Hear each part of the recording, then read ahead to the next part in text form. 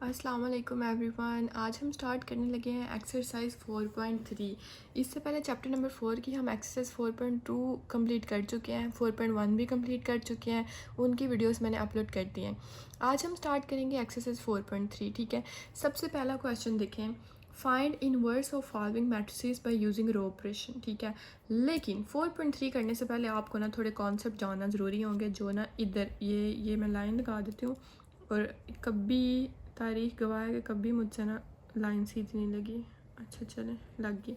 अच्छा, page number 62 पे इसका कॉन्सेप्ट है एचलन एंड रिड्यूस्ड एचलन फॉर्म। ठीक है, एचलन प्रोनाउंस कर लें या जैसे आप लोग कर सकते हो कर लो। ठीक है, तो ना ये अब दो चीज़ें हैं, एक एचलन फॉर्म और एक रिड्यूस्ड एचलन फॉर्म। ठीक है, अब इन दोनों को हमने पढ़ना है कि ये क्या क्या होते हैं। ये समझ लोगे ना तो सारी 4.3 जो है वो आप लोगों से हो जाएगी इजीली। ठीक है, तो मेरी बात हमेशा याद रखना। ये देखो, ये मैट्रिक्स है ना मेरे पास, ठीक है, जहाँ ये लोअर ट्राइंगल बन रहा है, यानी ये 1 1 1 जैसे आइडेंटिटी मैट्रिक्स होगा ना। जिन्होंने मेरे 4.2 और 4.1 के लेक्चर लिए हैं ना, उनको कोई मसला नहीं होगा इसको समझने में। तो लोअर ट्राइंगल का मतलब है कि सिर्फ 1 1 1 इस डायगोनल के जो नीचे है ना वो लोअर ट्राइंगल। देखो ये ट्राइंगल नहीं बन रहा है ऐसे करके, है ना। तो ये देखो ये ट्राइंगल बन गया। तो ये जो नीचे वाले होंगे अगर वो ज़ीरो हुए ना, यानी 1 1 1, तो ये जो बाकी ये ज़ीरो हुए ना सिर्फ लोअर ट्राइंगल में, तो उसको बोलते हैं एचलन फॉर्म। ठीक है, और अगर अब आगे रिड्यूस्ड एचलन फॉर्म कौन सी होती है। ठीक है, तो रिड्यूस्ड एचलन फॉर्म का ये मतलब होता है कि अच्छा ये ना इसमें हमारे पास ऊपर कुछ भी हो सकता है। ठीक है, रिड्यूस्ड एचलन फॉर्म का ये मसला होता है, मतलब उसको हम कैसे आइडेंटिफाई करते हैं कि उसमें ना ये देखें, उसमें हमारे पास ये मतलब 1 1 के जो है ना, मतलब ये देखो ये 1 है ना, ठीक है, इसके नीचे भी ज़ीरो ऊपर भी ज़ीरो। इधर 1 है ही नहीं, इधर 1 है, इसके ऊपर भी ज़ीरो नीचे भी ज़ीरो। ये 1 इसके नीचे तो है ही नहीं कुछ, तो ऊपर भी ज़ीरो। ठीक है, तो इसका ये होता है रिड्यूस्ड एचलन फॉर्म का, कि जहाँ हमारे पास ये रो ऑपरेशन है ना, ये देखो पहली रो दूसरी रो तीसरी रो। पहले मैंने पहली रो को देखा तो ये 1 है पहली रो में, इसके ऊपर भी ज़ीरो होना चाहिए नीचे भी ज़ीरो होना चाहिए। फिर मैंने दूसरी रो में 1 ढूंढा, ये है, तो इसके ऊपर भी ज़ीरो होना चाहिए नीचे भी। अब मैंने तीसरी रो में 1 ढूंढा तो ये है, तो ये इसके ऊपर भी और नीचे भी। हमेशा ये रो ऑपरेशन से ही हम इसको सॉल्व करते हैं। ठीक है, तो ये होती है हमारे पास रिड्यूस्ड एचलन फॉर्म, यानी 1 के पीछे भी ज़ीरो और आगे भी ज़ीरो।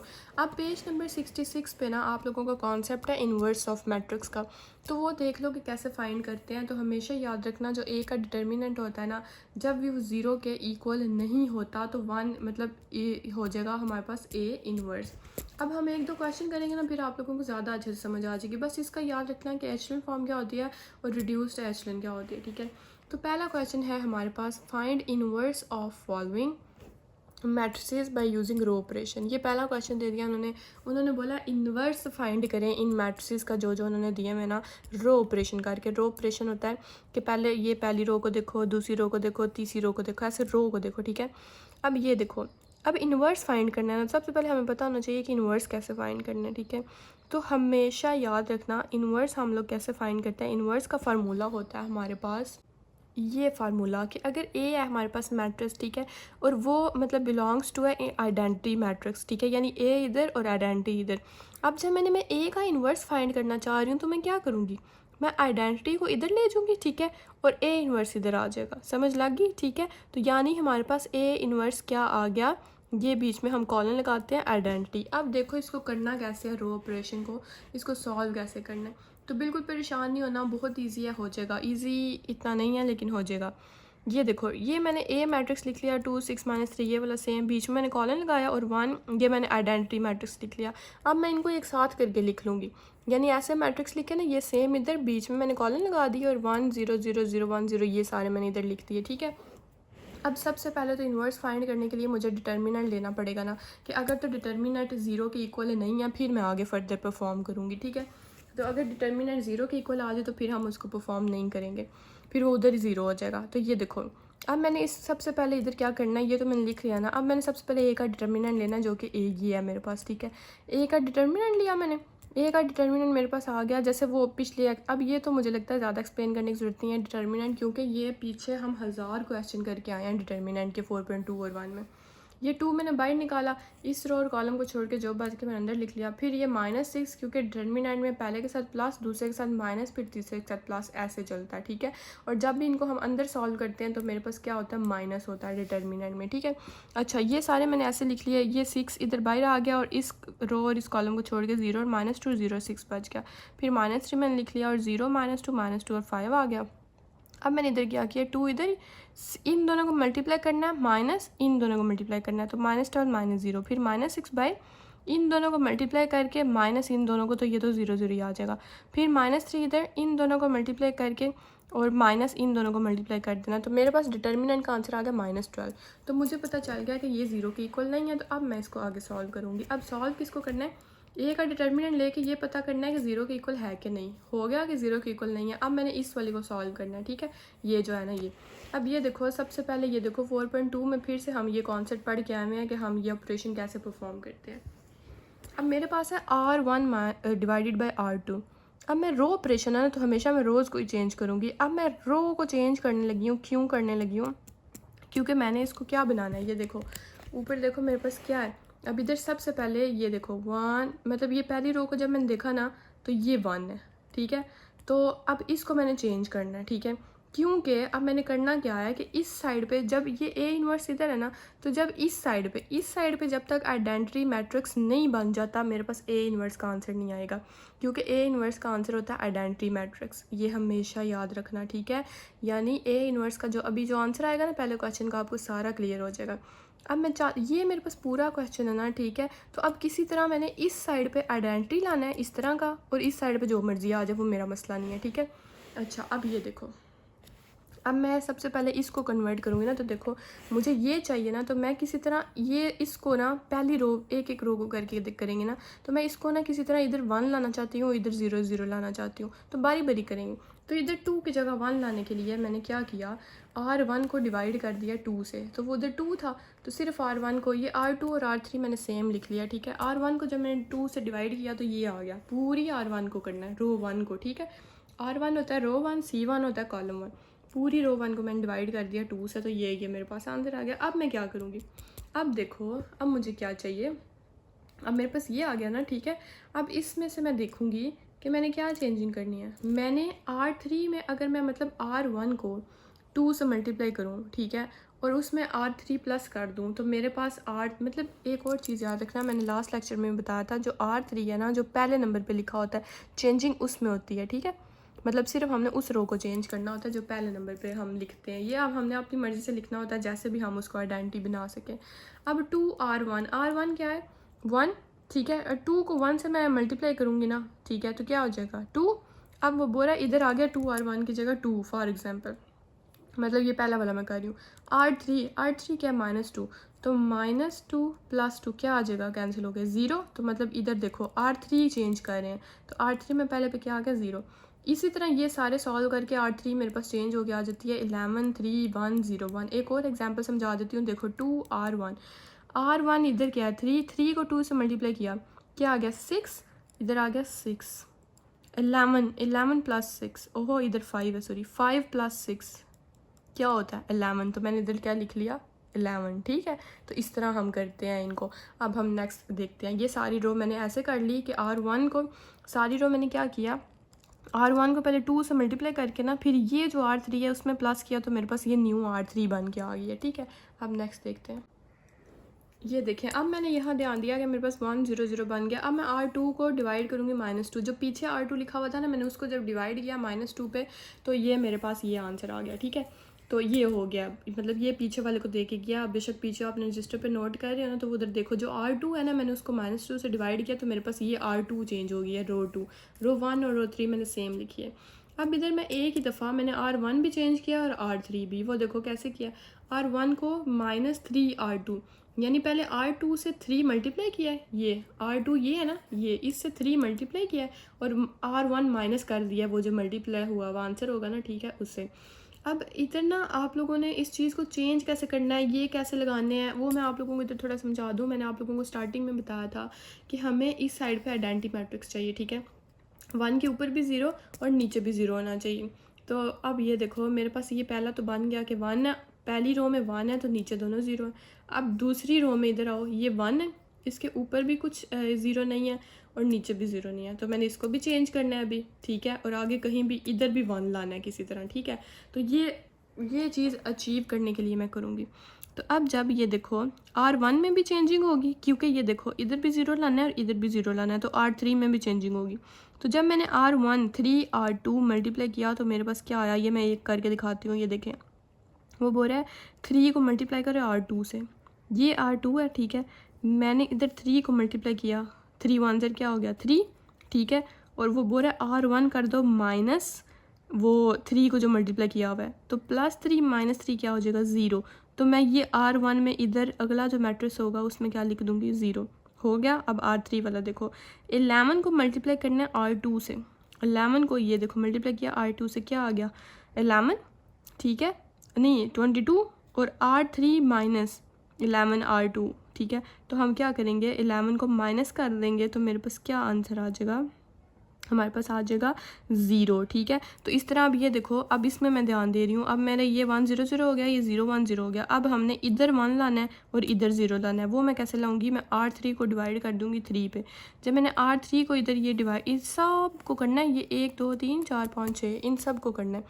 R3 को डिवाइड किया 3 पे तो मेरे पास ये न्यू R3 बन के आ गई है, रो 3 आ गई मेरे पास। अब मैंने इधर देखना है कि अब क्या रह गया इसको आइडेंटिटी मैट्रिक्स बनने। अब ये देखो, ये -3/2 मैंने किसी तरह इसको चेंज करना है। तो मैं क्या करूँगी, मैं R1 को प्लस करूँगी 3/2 R3, यानी पहले R3 को 3/2 से मल्टीप्लाई करके ना उसको R1 में प्लस करके तो सिर्फ R1 चेंज करूँगी, ठीक है। सिर्फ R1 जो पहले पे होता है ना, बाकी R2 और R3 सेम लिखे होंगे। तो R3 डिवाइडेड बाई 2 R3, तो इधर मैंने क्या किया, ये 3 डिवाइडेड बाई 2 को R3 से मल्टीप्लाई किया तो क्या आया मेरे पास 1 और 3/2 आ गया, ठीक है। तो ये इधर मैं क्या कर दूँगी, 3/2 माइनस, जब 3/2 होगा तो 0 हो जाएगा। तो मेरे पास नेक्स्ट में क्या बचेगा 0। तो अब इधर देखो, ये मेरे पास बन गया ना आइडेंटिटी मैट्रिक्स, ठीक है। ये इधर 0 आता है, ये देखा ऊपर 0 है ना, तो इधर भी 0 आएगा। ये मेरे पास बन गया आइडेंटिटी मैट्रिक्स, ठीक है। अब ये आइडेंटिटी मैट्रिक्स बन गया, तो और ये हमारे पास क्या बन गया, ए इनवर्स, क्योंकि ये आइडेंटिटी है। तो पीछे मैंने क्या लिखा था कि I is equal to A inverse, ठीक है। तो ये देखो, ये हम आंसर ले आए हैं ए इनवर्स का। ये 1 0 1 3 बेसिकली ये इस साइड पे ना, ये I is equal to A inverse पढ़ा था ना, तो ए इनवर्स इस साइड पे रह गया और आइडेंटिटी इस साइड पे निकल गया। तो ये हमारे पास आंसर आ गया ए इनवर्स का, ठीक है। तो ये था हमारे पास इसका पार्ट 1। अब इसका पार्ट 2 देख लेते हैं कि वो कैसे करना है। इसका पहले तो हम वो ए डिटर्मिनेंट लेंगे ना, फिर हम वो अगला इन्वर्स पे जाएंगे। यानी पहले डिटर्मिनेंट लेते हैं इसके लिए कि अगर उसका डिटर्मिनेंट 0 के इक्वल है तो फिर हम और आगे परफॉर्म नहीं करेंगे, तो अगर 0 के इक्वल नहीं है तो फिर हम फर्दर उसको करेंगे। तो ये हमारे पास आ गया 10 डिटर्मिनेंट इसका लेके। तो 10 0 के इक्वल नहीं है तो अब हम इसको आगे परफॉर्म करेंगे। ये देखें जी, अब हम सेम पहले वाले क्वेश्चन की तरह देखो क्या किया हमने, R3 को पहले, ये मैंने वैसे ही मैट्रिक्स दोबारा लिख लिया पीछे वाला, ठीक है। पहले मैं R3 में चेंजिंग करूँगी, ठीक है, क्योंकि ये चेंजिंग क्यों करूँगी वो भी सुन लो, असल जो आप लोगों को लॉजिक पता होना चाहिए। इस साइड पे आइडेंटिटी है ना और इस साइड पे नहीं है, तो मैंने किसी तरह इस साइड पे आइडेंटिटी बनाना है। तो देखो पहली रो को जब मैंने देखा, इधर 1 है और इधर 0 है, इधर 0 है, ठीक है। मतलब ये कॉलम को देख रही हूँ ना, तो मैंने देखा कि इधर तो 0 आना चाहिए इसको आइडेंटिटी बनाने के लिए, ठीक है। तो सबसे पहले मैं इसी पे फोकस करूँगी, इसको 0 बनाऊँगी, ये 1 को। तो जब 1 को बनाऊँगी 0 बनाने के लिए, तो अगलों पे भी वो चीज़ ऑपरेशन जो है वो अप्लाई होगा, ठीक है। जैसे अब मैंने R1 को मल्टीप्लाई किया 1 से, तो 1 को मल्टीप्लाई किया 1 से, R3 माइनस 1, तो 1 - 1 0, तो मैं नीचे लिख दूँगी 0। अब ये आ गया मेरे पास, मैंने 1 को मल्टीप्लाई किया R1 से, 2 1 2 और 0 - 2 -2, तो मैंने इधर लिख दिया -2। ऐसे करके मैं ये सारे परफॉर्म करूँगी इसके अकॉर्डिंग, ठीक है। यानी इसको 0 बनाने के लिए आपको जैसे सही लगता है, आप जैसे इसको 0 बना सकते हो बना लो, ठीक है। ये मुझे पता है आपको ये थोड़े बोरिंग लग रहे होंगे, लेकिन ये 4.3 काफ़ी इंपॉर्टेंट है। लेकिन ये काफ़ी ज़्यादा बच्चे जो है ना वो छोड़ देते हैं, ऑप्शन चॉइस पे छोड़ देते हैं। तो देख लो, अगर आप लोगों को समझ आती है तो बहुत अच्छी बात है, अगर आपको समझ आ जाए ना तो मैथ करना कोई मुश्किल नहीं है, बहुत ईजी है, ठीक है। अच्छा, अब ये देखो, अब मैंने क्या किया, मैंने R2 को डिवाइड कर दिया -2 में, क्योंकि ये 1 0 0 बन गया। ये देखो अब मुझे क्या चाहिए, इधर 1 चाहिए, इधर 0 चाहिए, इधर 0 चाहिए। तो सबसे पहले जब मैंने R2 को डिवाइड किया -2 से, ये वाली सारी R2 को, तो नीचे मेरे पास R2 चेंज हो गया आ गई। अब इधर 1 आ गया। अब मुझे ये 1 0 0 हो गया, अब ये भी 1 हो गया। अब मुझे इधर भी 0 चाहिए, इधर भी 0 चाहिए। तो मैं क्या करूँगी, अब मैंने लिखा हुआ है कि सेम। अब मैं क्या करूँगी, मतलब हमारे पास ये देखो डायगनल जो है ना, वो मतलब हमारे पास सेम है अगर, तो हम क्या करेंगे, ये देखो R1 - 2R। अच्छा, ये वाला मैंने इधर सेम ही लिख दिया था, ठीक है। अब आगे देखो, R1 में चेंजिंग करूँगी और R3 में, क्योंकि इसको भी 0 बनाना है, इसको भी 0 बनाना है। तो इसको 0 कैसे बनाऊँगी, R1 - 2R2 करके, तो ये सारी रो चेंज हो जाएगी। फिर R3 भी, ये सारी रो चेंज होगी। कैसे, अगर मैं पहले R2 को, ये वाली रो 2 है जो, उसको 2 से मल्टीप्लाई करूँगी और फिर R3 को प्लस करूँगी, तो मेरे पास ये रो बन के आ जाएगी, ठीक है। ये हो गया क्लियर। अब नेक्स्ट है हमारे पास अब मैं ये देखो 1 0 0 बन गया, 0 1 0 बन गया। अब इधर मैंने क्या बनाना है, 0 0 1, ठीक है। अब मैं क्या करूँगी, सबसे पहले ये R3 को चेंज करूँगी। R3 को डिवाइड किया -5 से, तो इधर क्या आ गया, -1। ये देखो 1 आ गया, तो ये देखो 1 आ गया। अब मेरे पास इधर इन दोनों को मैंने 0 बनाना है, यानी R2 और R2 और R1 में चेंजिंग करनी है, इन दोनों को 0 बनाना है, बाकी तो आइडेंटिटी बन गए। तो मैं वो कैसे बनाऊँगी, R1 अगर मैं माइनस करूँगी 7 R3, यानी R3 को मल्टीप्लाई करूँगी ना 7 से, और R1 माइनस कर दूँगी, तो मेरे पास आंसर आ जाएगा इधर 0, और बाकी सारे भी ये चेंज हो जाएंगे ना। तो ये जब मैं R2 + 4 करूँगी R3 से मल्टीप्लाई, तो मेरे पास आंसर आ जाएगा 1। तो ये देखो मेरे पास आइडेंटिटी बन गया, तो इसका मतलब ये मेरे पास A इन्वर्स निकल के आ गया। तो यही आंसर है, तो एंड पे ऐसे आंसर लिख लेना। अब नेक्स्ट पार्ट देखते हैं। ये है हमारे पास इसका पार्ट 3। पहले एक का डिटर्मिनेंट ले लो, देख लो ये 0 के इक्वल है या नहीं। तो ये 0 के इक्वल नहीं है, तो इसका मतलब हम फर्दर परफॉर्म करेंगे, ठीक है। तो ये देखो, सबसे पहले ये मैट्रिक्स लिख लिया मैंने। हमने इस साइड को जो है वो आइडेंटिटी बनाना है, और इस साइड को जो है वो जो मर्जी आ जाए वो इन्वर्स होगा, ये इन्वर्स। तो सबसे पहले मैंने R2 में चेंजिंग की, क्योंकि ये 1 है, ये 0 है, तो यहाँ 0 होना चाहिए ना। तो R2 में चेंजिंग करूँगी किसी तरह इधर 0 लाने के लिए। तो जब मैंने R2 - 2R1 किया, यानी ये जो रो 1 है, इसको 2 से मल्टीप्लाई करके जो आंसर आएगा वो R2 माइनस कर दूंगी, ठीक है, वो 2R1। तो मेरे पास ये आंसर आएगा R2 का, ठीक है। सिर्फ R2 जो पहले पे हम लिखते हैं ना, उसमें हम चेंजिंग करते हैं। तो ये आ गया। तो मेरे पास ये देखो 1 0 0 बन गया। अब इधर तो 1 है दूसरे में, इधर भी 0 चाहिए, इधर भी 0 चाहिए, यानी R1 में भी चेंजिंग चाहिए, R3 में भी। इन दोनों की जगह 0 लाना है, 6 की जगह भी 0 और -1 की जगह भी 0। तो जब मैं R1 में चेंजिंग करूँगी, तो R1 - 6 R2, और R3 में कैसे करूँगी, R3 + 1 R², ठीक है। तो ये देखो, ये 0 और ये 0, ये बाकी भी इन सब पे अप्लाई होगा, आगे वाली रो पे भी। ये नहीं कि सिर्फ इधर इधर अप्लाई कर देना, ये पूरी रो पे अप्लाई होता है, ठीक है। पूरी रो को मल्टीप्लाई करते हैं। मैं सिर्फ ये समझा रही हूँ कि कैसे हमने इसको आइडेंटिटी बनाना है, ठीक है। अच्छा, अब अगला देखो, ये देखो अब हम क्या करेंगे, ये बन गया 0 1 0, ठीक है। अब हमने इधर लाना है, इधर 0 0, और इधर लाना है हमने 1, ठीक है। तो मैं सबसे पहले तो इधर 1 ले आती हूँ ना। अगर मैं R3 को पूरी को डिवाइड करूँ -3 से, तो मेरे पास इधर 1 आ जाएगा। तो ये देखो, जब मैंने इसको डिवाइड किया तो 1 आ गया, इसको डिवाइड किया तो 2/3 आ गया, इसको डिवाइड किया तो ये -1/3 आ गया, ठीक है। और इसको डिवाइड किया और -1/3 आ गया। इधर 2/3 इसलिए है क्योंकि माइनस था ना, तो माइनस को माइनस से वो कैंसिल हो गया, तो पीछे क्या बचा, 2/3। ये क्लियर। अब इसको देखो, मुझे इधर भी 0 चाहिए, इधर भी, यानी R1 में भी चेंजिंग चाहिए और R2 में भी चेंजिंग चाहिए, ठीक है। तो मैं R1 जब -26 R3 करूँगी, तो मेरे पास इधर 0 आ जाएगा, और जब मैं R2 + 4 R3 करूँगी, तो मेरे पास इधर 1 आ जाए। तो ये आइडेंटिटी मैट्रिक्स बन जाएगा, और इस साइड में मेरे पास क्या आ गया, A इन्वर्स, ठीक है।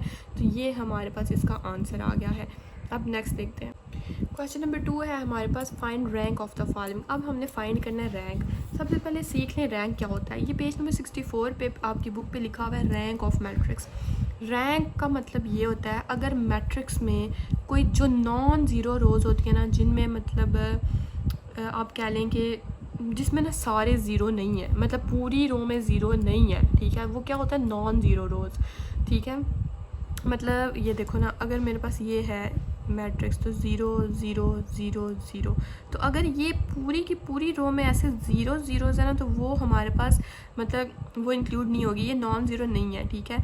नॉन ज़ीरो वो होती है कि जिसमें एटलीस्ट 1 या 2 वो हों, ठीक है, यानी वो पूरी की पूरी ज़ीरो वाली ना हो, उससे बोलते हैं नॉन ज़ीरो। जो ज़ीरो वाली होती है उससे तो बोलते हैं ना ज़ीरो रो, ठीक है। अब आप लोगों को समझ आ गई होगी। अब हमने इसे सॉल्व सबसे पहले करना है, ठीक है।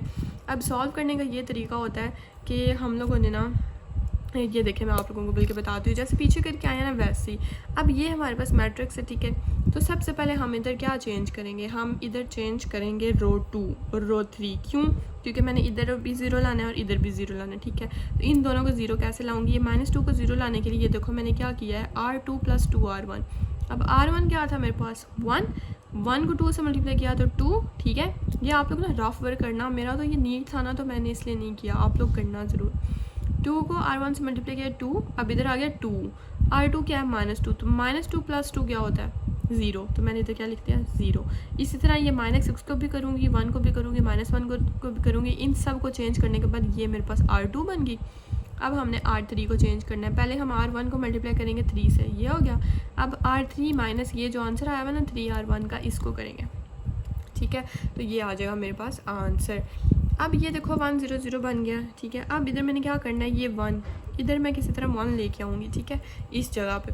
वो मैं कैसे लाऊंगी, मैं R2 को डिवाइड कर दूँगी -8 से। जब मैंने -8 से डिवाइड किया, ठीक है, तो मेरे पास क्या आंसर आ गया, ये -8 से जब डिवाइड किया इस R2 को, तो मेरे पास ये देखो इधर 1, इधर 7/-8, इधर -1/8, यानी 1/-8। ये हो गया क्लियर।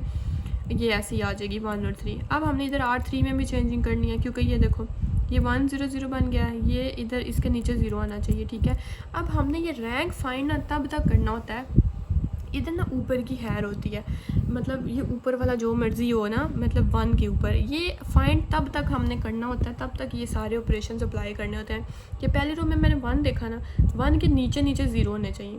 अब दूसरी रो में देखो 1, ठीक है, और ये थी ना मेरे पास, हाँ, अब ये तो 0 0 आ गया ना। अब दूसरी रो में 1 देखो, ठीक है, उसके भी नीचे 0 होना चाहिए और ऊपर भी 0, ऊपर नहीं 0 होना चाहिए, सिर्फ नीचे 0 होना चाहिए, तब तक हमने रैंक फाइंड करना है, ठीक है।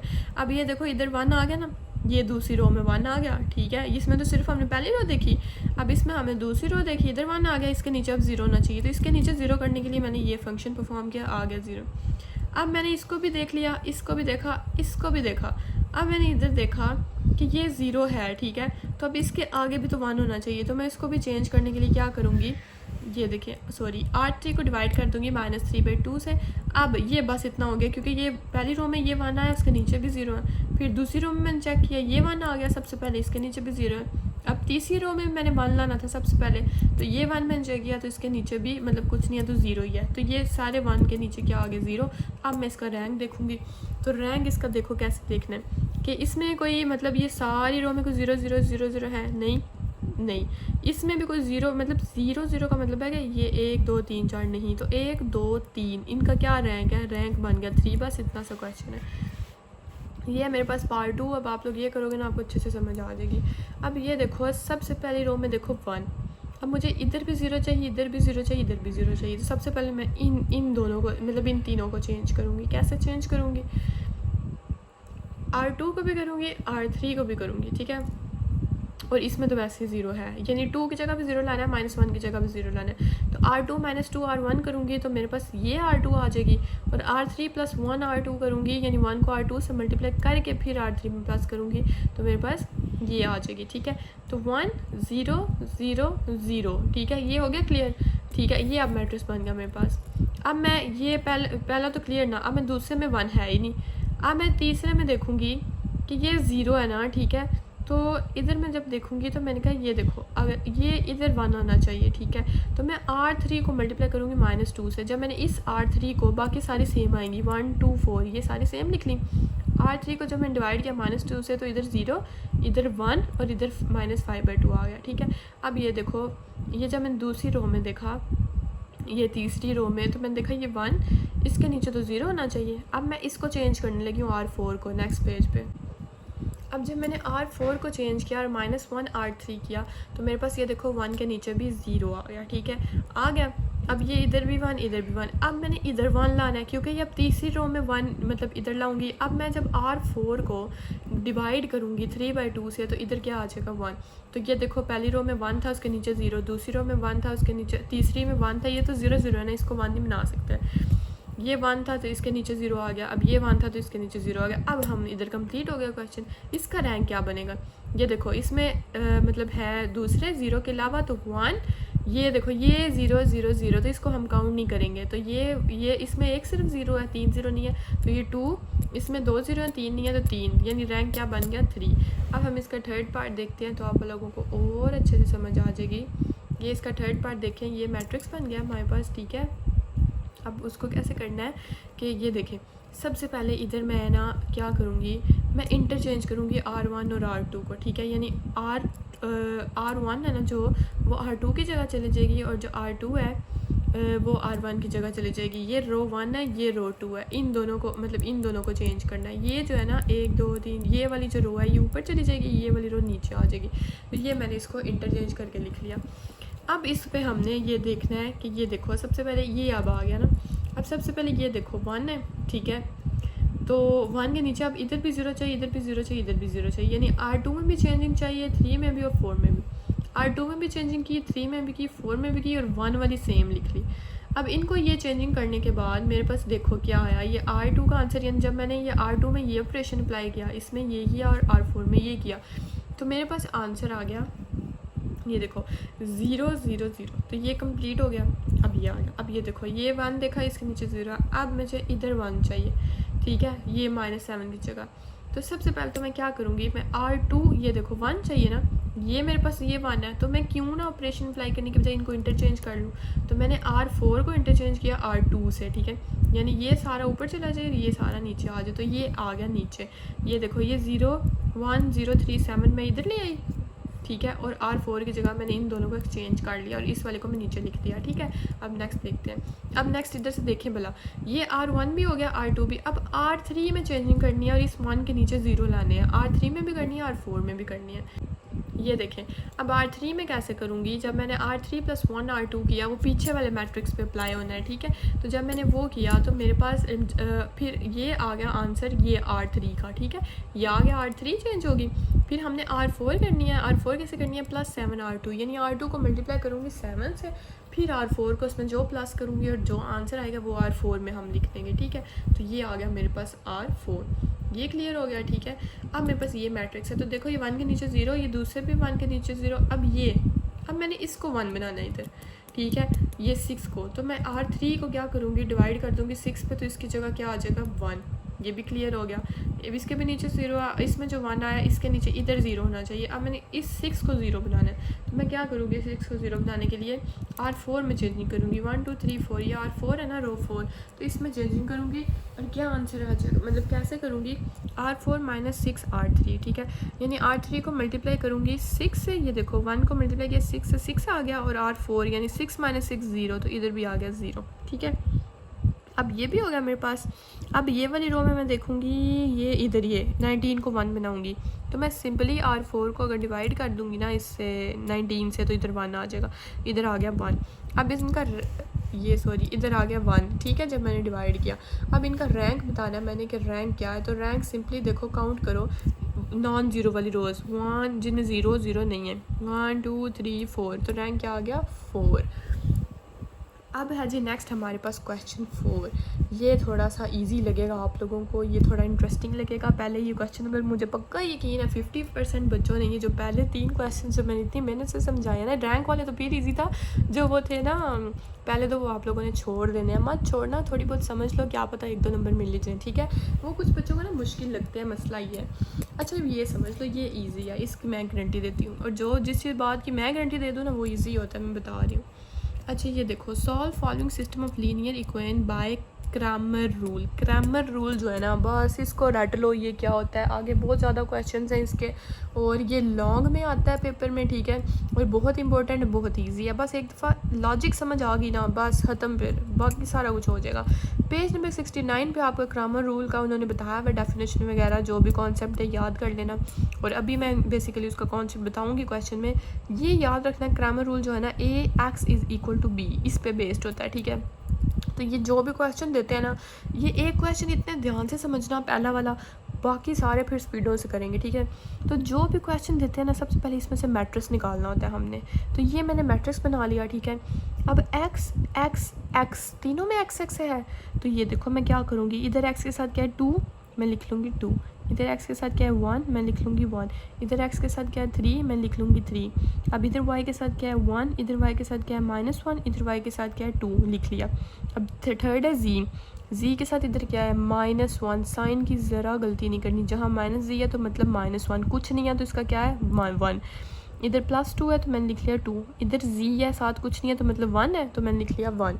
ये हो गया। अब x y z था ना, तो मैं इसको भी एक मैट्रिक्स में ऐसे लिख लूँगी कि x y z is equal, दरमियान में इक्वल आगे साइड पे क्या है 1 3 4, तो 1 3 4। तो क्रैमर रूल हमें ये कहता है कि a x is equal to b, ठीक है। तो ये देखो ये सारा a, ये x इक्वल ये b, ठीक है, यानी ये a की वैल्यू है, ये b की वैल्यू, ये x की वैल्यू। इतना तो हर क्वेश्चन में आप लोगों ने करना ही करना है, जो बेसिक इसकी अगर समझ आ गई नहीं, ये हर क्वेश्चन में करोगे। अब नेक्स्ट देखते हैं आगे क्या करना है। अच्छा, मैं ना आप लोगों को ग्रामर रूल का एक बता दूँ, टेंशन नहीं लेनी, ठीक है। ये अभी इसको भूल जाओ, ये डिटर्मिनेंट मैंने कुछ भी फाइंड किया हुआ है, ठीक है, इसको बिल्कुल भूल जाओ, माइंड से निकाल दो। हमने ना इस ग्रामर रूल में ये x y z ये 3 वैल्यूज़ फाइंड करनी होती हैं, ठीक है। x का फार्मूला होता है a1 determinant divided by a का डिटर्मिनेंट, y का होता है a2 डिटर्मिनेंट, ये दिमागों से याद रखना है, a डिटर्मिनेंट, और ये z का होता है a3 divided by a determinant. ये तीनों वैल्यूज़ फाइंड करनी है हम ग्रामर रूल में, ठीक है। अब सबसे पहले ये देखो, इन फार्मूलाज में हमें क्या चाहिए, a का डिटर्मिनेंट चाहिए।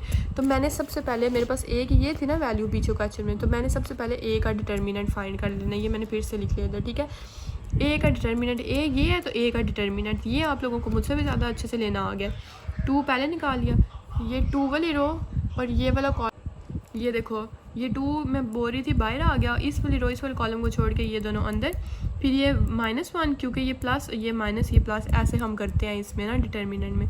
ये आ गया, इस तरह हमने इनका डिटर्मिनेंट ले लिया। अब आई होप आप लोगों को डिटर्मिनेंट लेना आता होगा, जो बहुत ईजी है। अच्छा, 2 इधर बाहर, इन दोनों को मल्टीप्लाई करके माइनस इन दोनों को मल्टीप्लाई करके, तो -1 को मल्टीप्लाई किया 1 से तो -1 मैंने डायरेक्ट लिख लिया है। माइनस बीच में साइन आता है माइनस का, ये ब्रैकेट गलती से मैंने लगा दिया। अच्छा, ये माइनस 2 2 4, तो मैंने लिख दिया -4, यानी -1 -4 लिखा हुआ है। फिर ये -1 इधर ही, 1 1 ज़र 1 1 माइनस 3 2 ज़र 6, तो 1 6। फिर ये प्लस माइनस -1 इधर, 2 1 ज़र 2 -3 मल्टीप्लाई -1 -3, यानी -3, तो ये 2 +3 होगी, क्या आएगा नीचे 5, और बड़े वाले के साथ माइनस है तो इधर आएगा -5, ठीक है। तो इनको मतलब डिटर्मिनेंट लेने के बाद a डिटर्मिनेंट का आंसर आ जाएगा -10। अब इनमें से a डिटर्मिनेंट का आंसर आ गया। अब मैंने फाइंड करना है a1 a2 a3। ये थोड़ा सा इधर से समझ लो कि a1 कैसे फाइंड करना है, क्योंकि मेरे पास तो सिर्फ a है, तो a1 कैसे फाइंड करना है, a2 कैसे फाइंड करना है, a3 बहुत ईजी है, बहुत मज़े का है। अब वो बताती हूँ। अच्छा जी, बड़े ध्यान से समझना कि ये a1 कैसे फाइंड करना है। तो ये बहुत इजी है, मुश्किल नहीं है, लेकिन ना थोड़ा सा लॉजिक लगता है, इधर छोटू सा लॉजिक है, बिल्कुल छोटू सा। ये देखो a1 कैसे फाइंड करना है हमने। a1 का मतलब क्या है कि पहला कॉलम, ठीक है। a1 पहला का मतलब क्या है, पहला कॉलम। ये a1 तो ये तो मैंने फाइंड किया हुआ ना बेसिकली, सॉरी, ये है a, ठीक है। a1 का मतलब कि पहला कॉलम, मतलब a1 जब फाइंड करोगे ना, तो a1 का मतलब है जो पहला कॉलम है ना, उसको इसकी जगह ये 1 3 4 ये जो b की वैल्यू है ना ये लिख देना, बाकी सारा सेम है। a1 मतलब पहले कॉलम की जगह, और पहले कॉलम में जो जो वैल्यू लिखी हुई है उसकी जगह मैंने ये वाली वैल्यू लिख देनी है, ठीक है। तो मैंने क्या किया, मैंने a1 लिख लिया। अब ये साथ पहले ये भी सीख लो ना, फिर हम इसको सॉल्व करेंगे।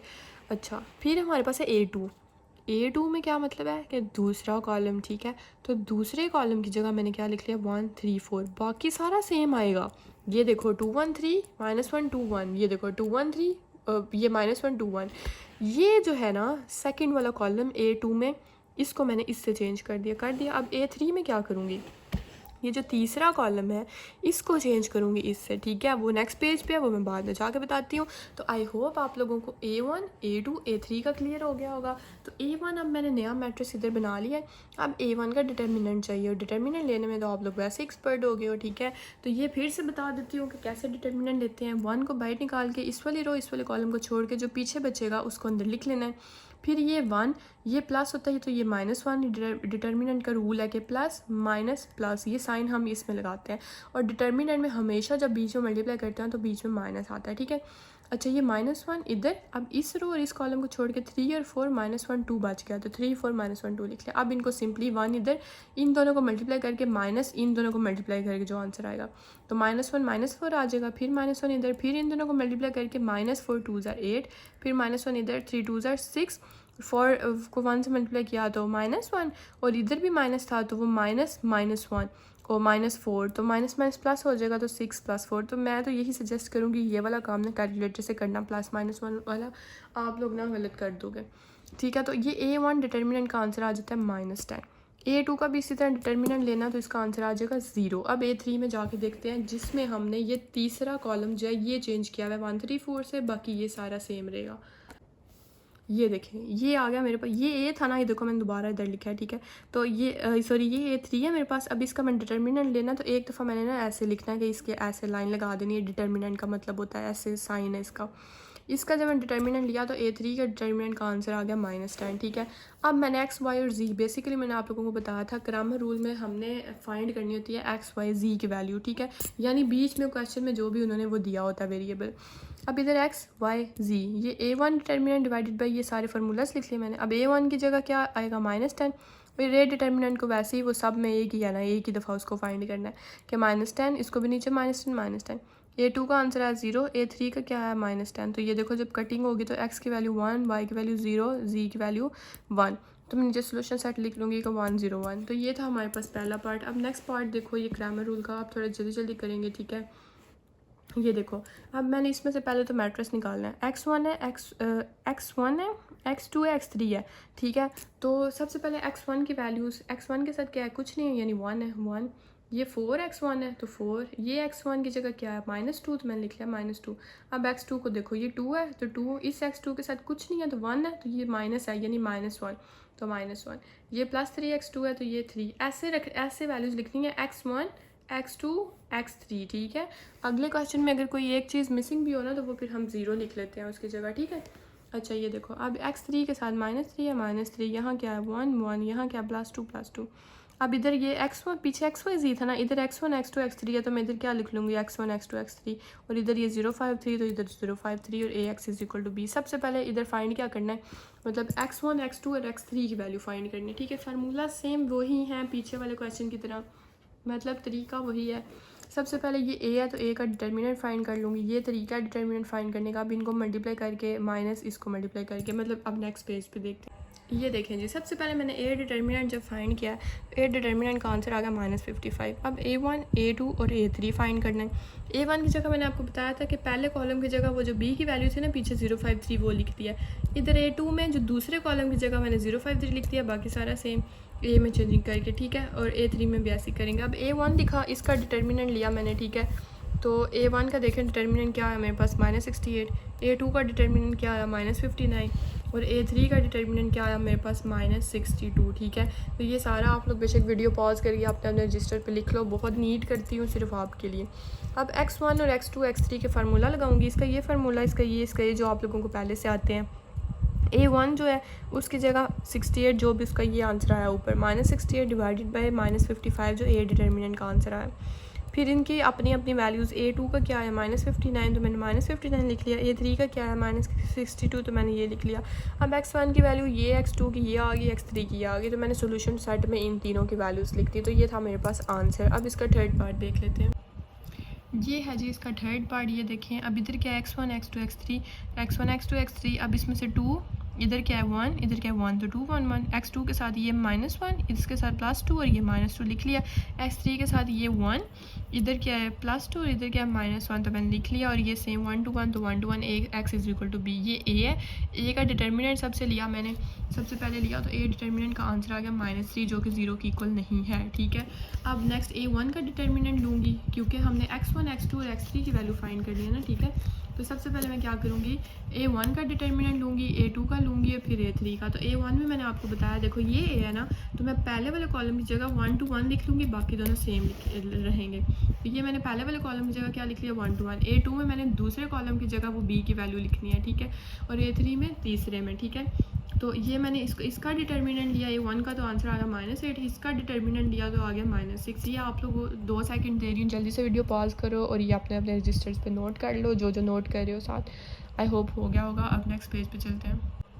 अब A3 की हमने वो इधर पुट किया, वो B वाली वैल्यू, ठीक है, और A3 आ गया हमारे पास। अब इसका हमने डिटर्मिनेंट लिया, ठीक है, और इसका डिटर्मिनेंट लेने के बाद हमारे पास क्या आया, ये देखें A3 के डिटर्मिनेंट का आंसर क्या आया हमारे पास 7, ठीक है, हाँ जी ये 7 है। तो अब हम क्या करेंगे, अब हम फार्मूलाज लगाएंगे, ठीक है। तो अब ये देखो फार्मूलाज कैसे लगाने हैं हमने,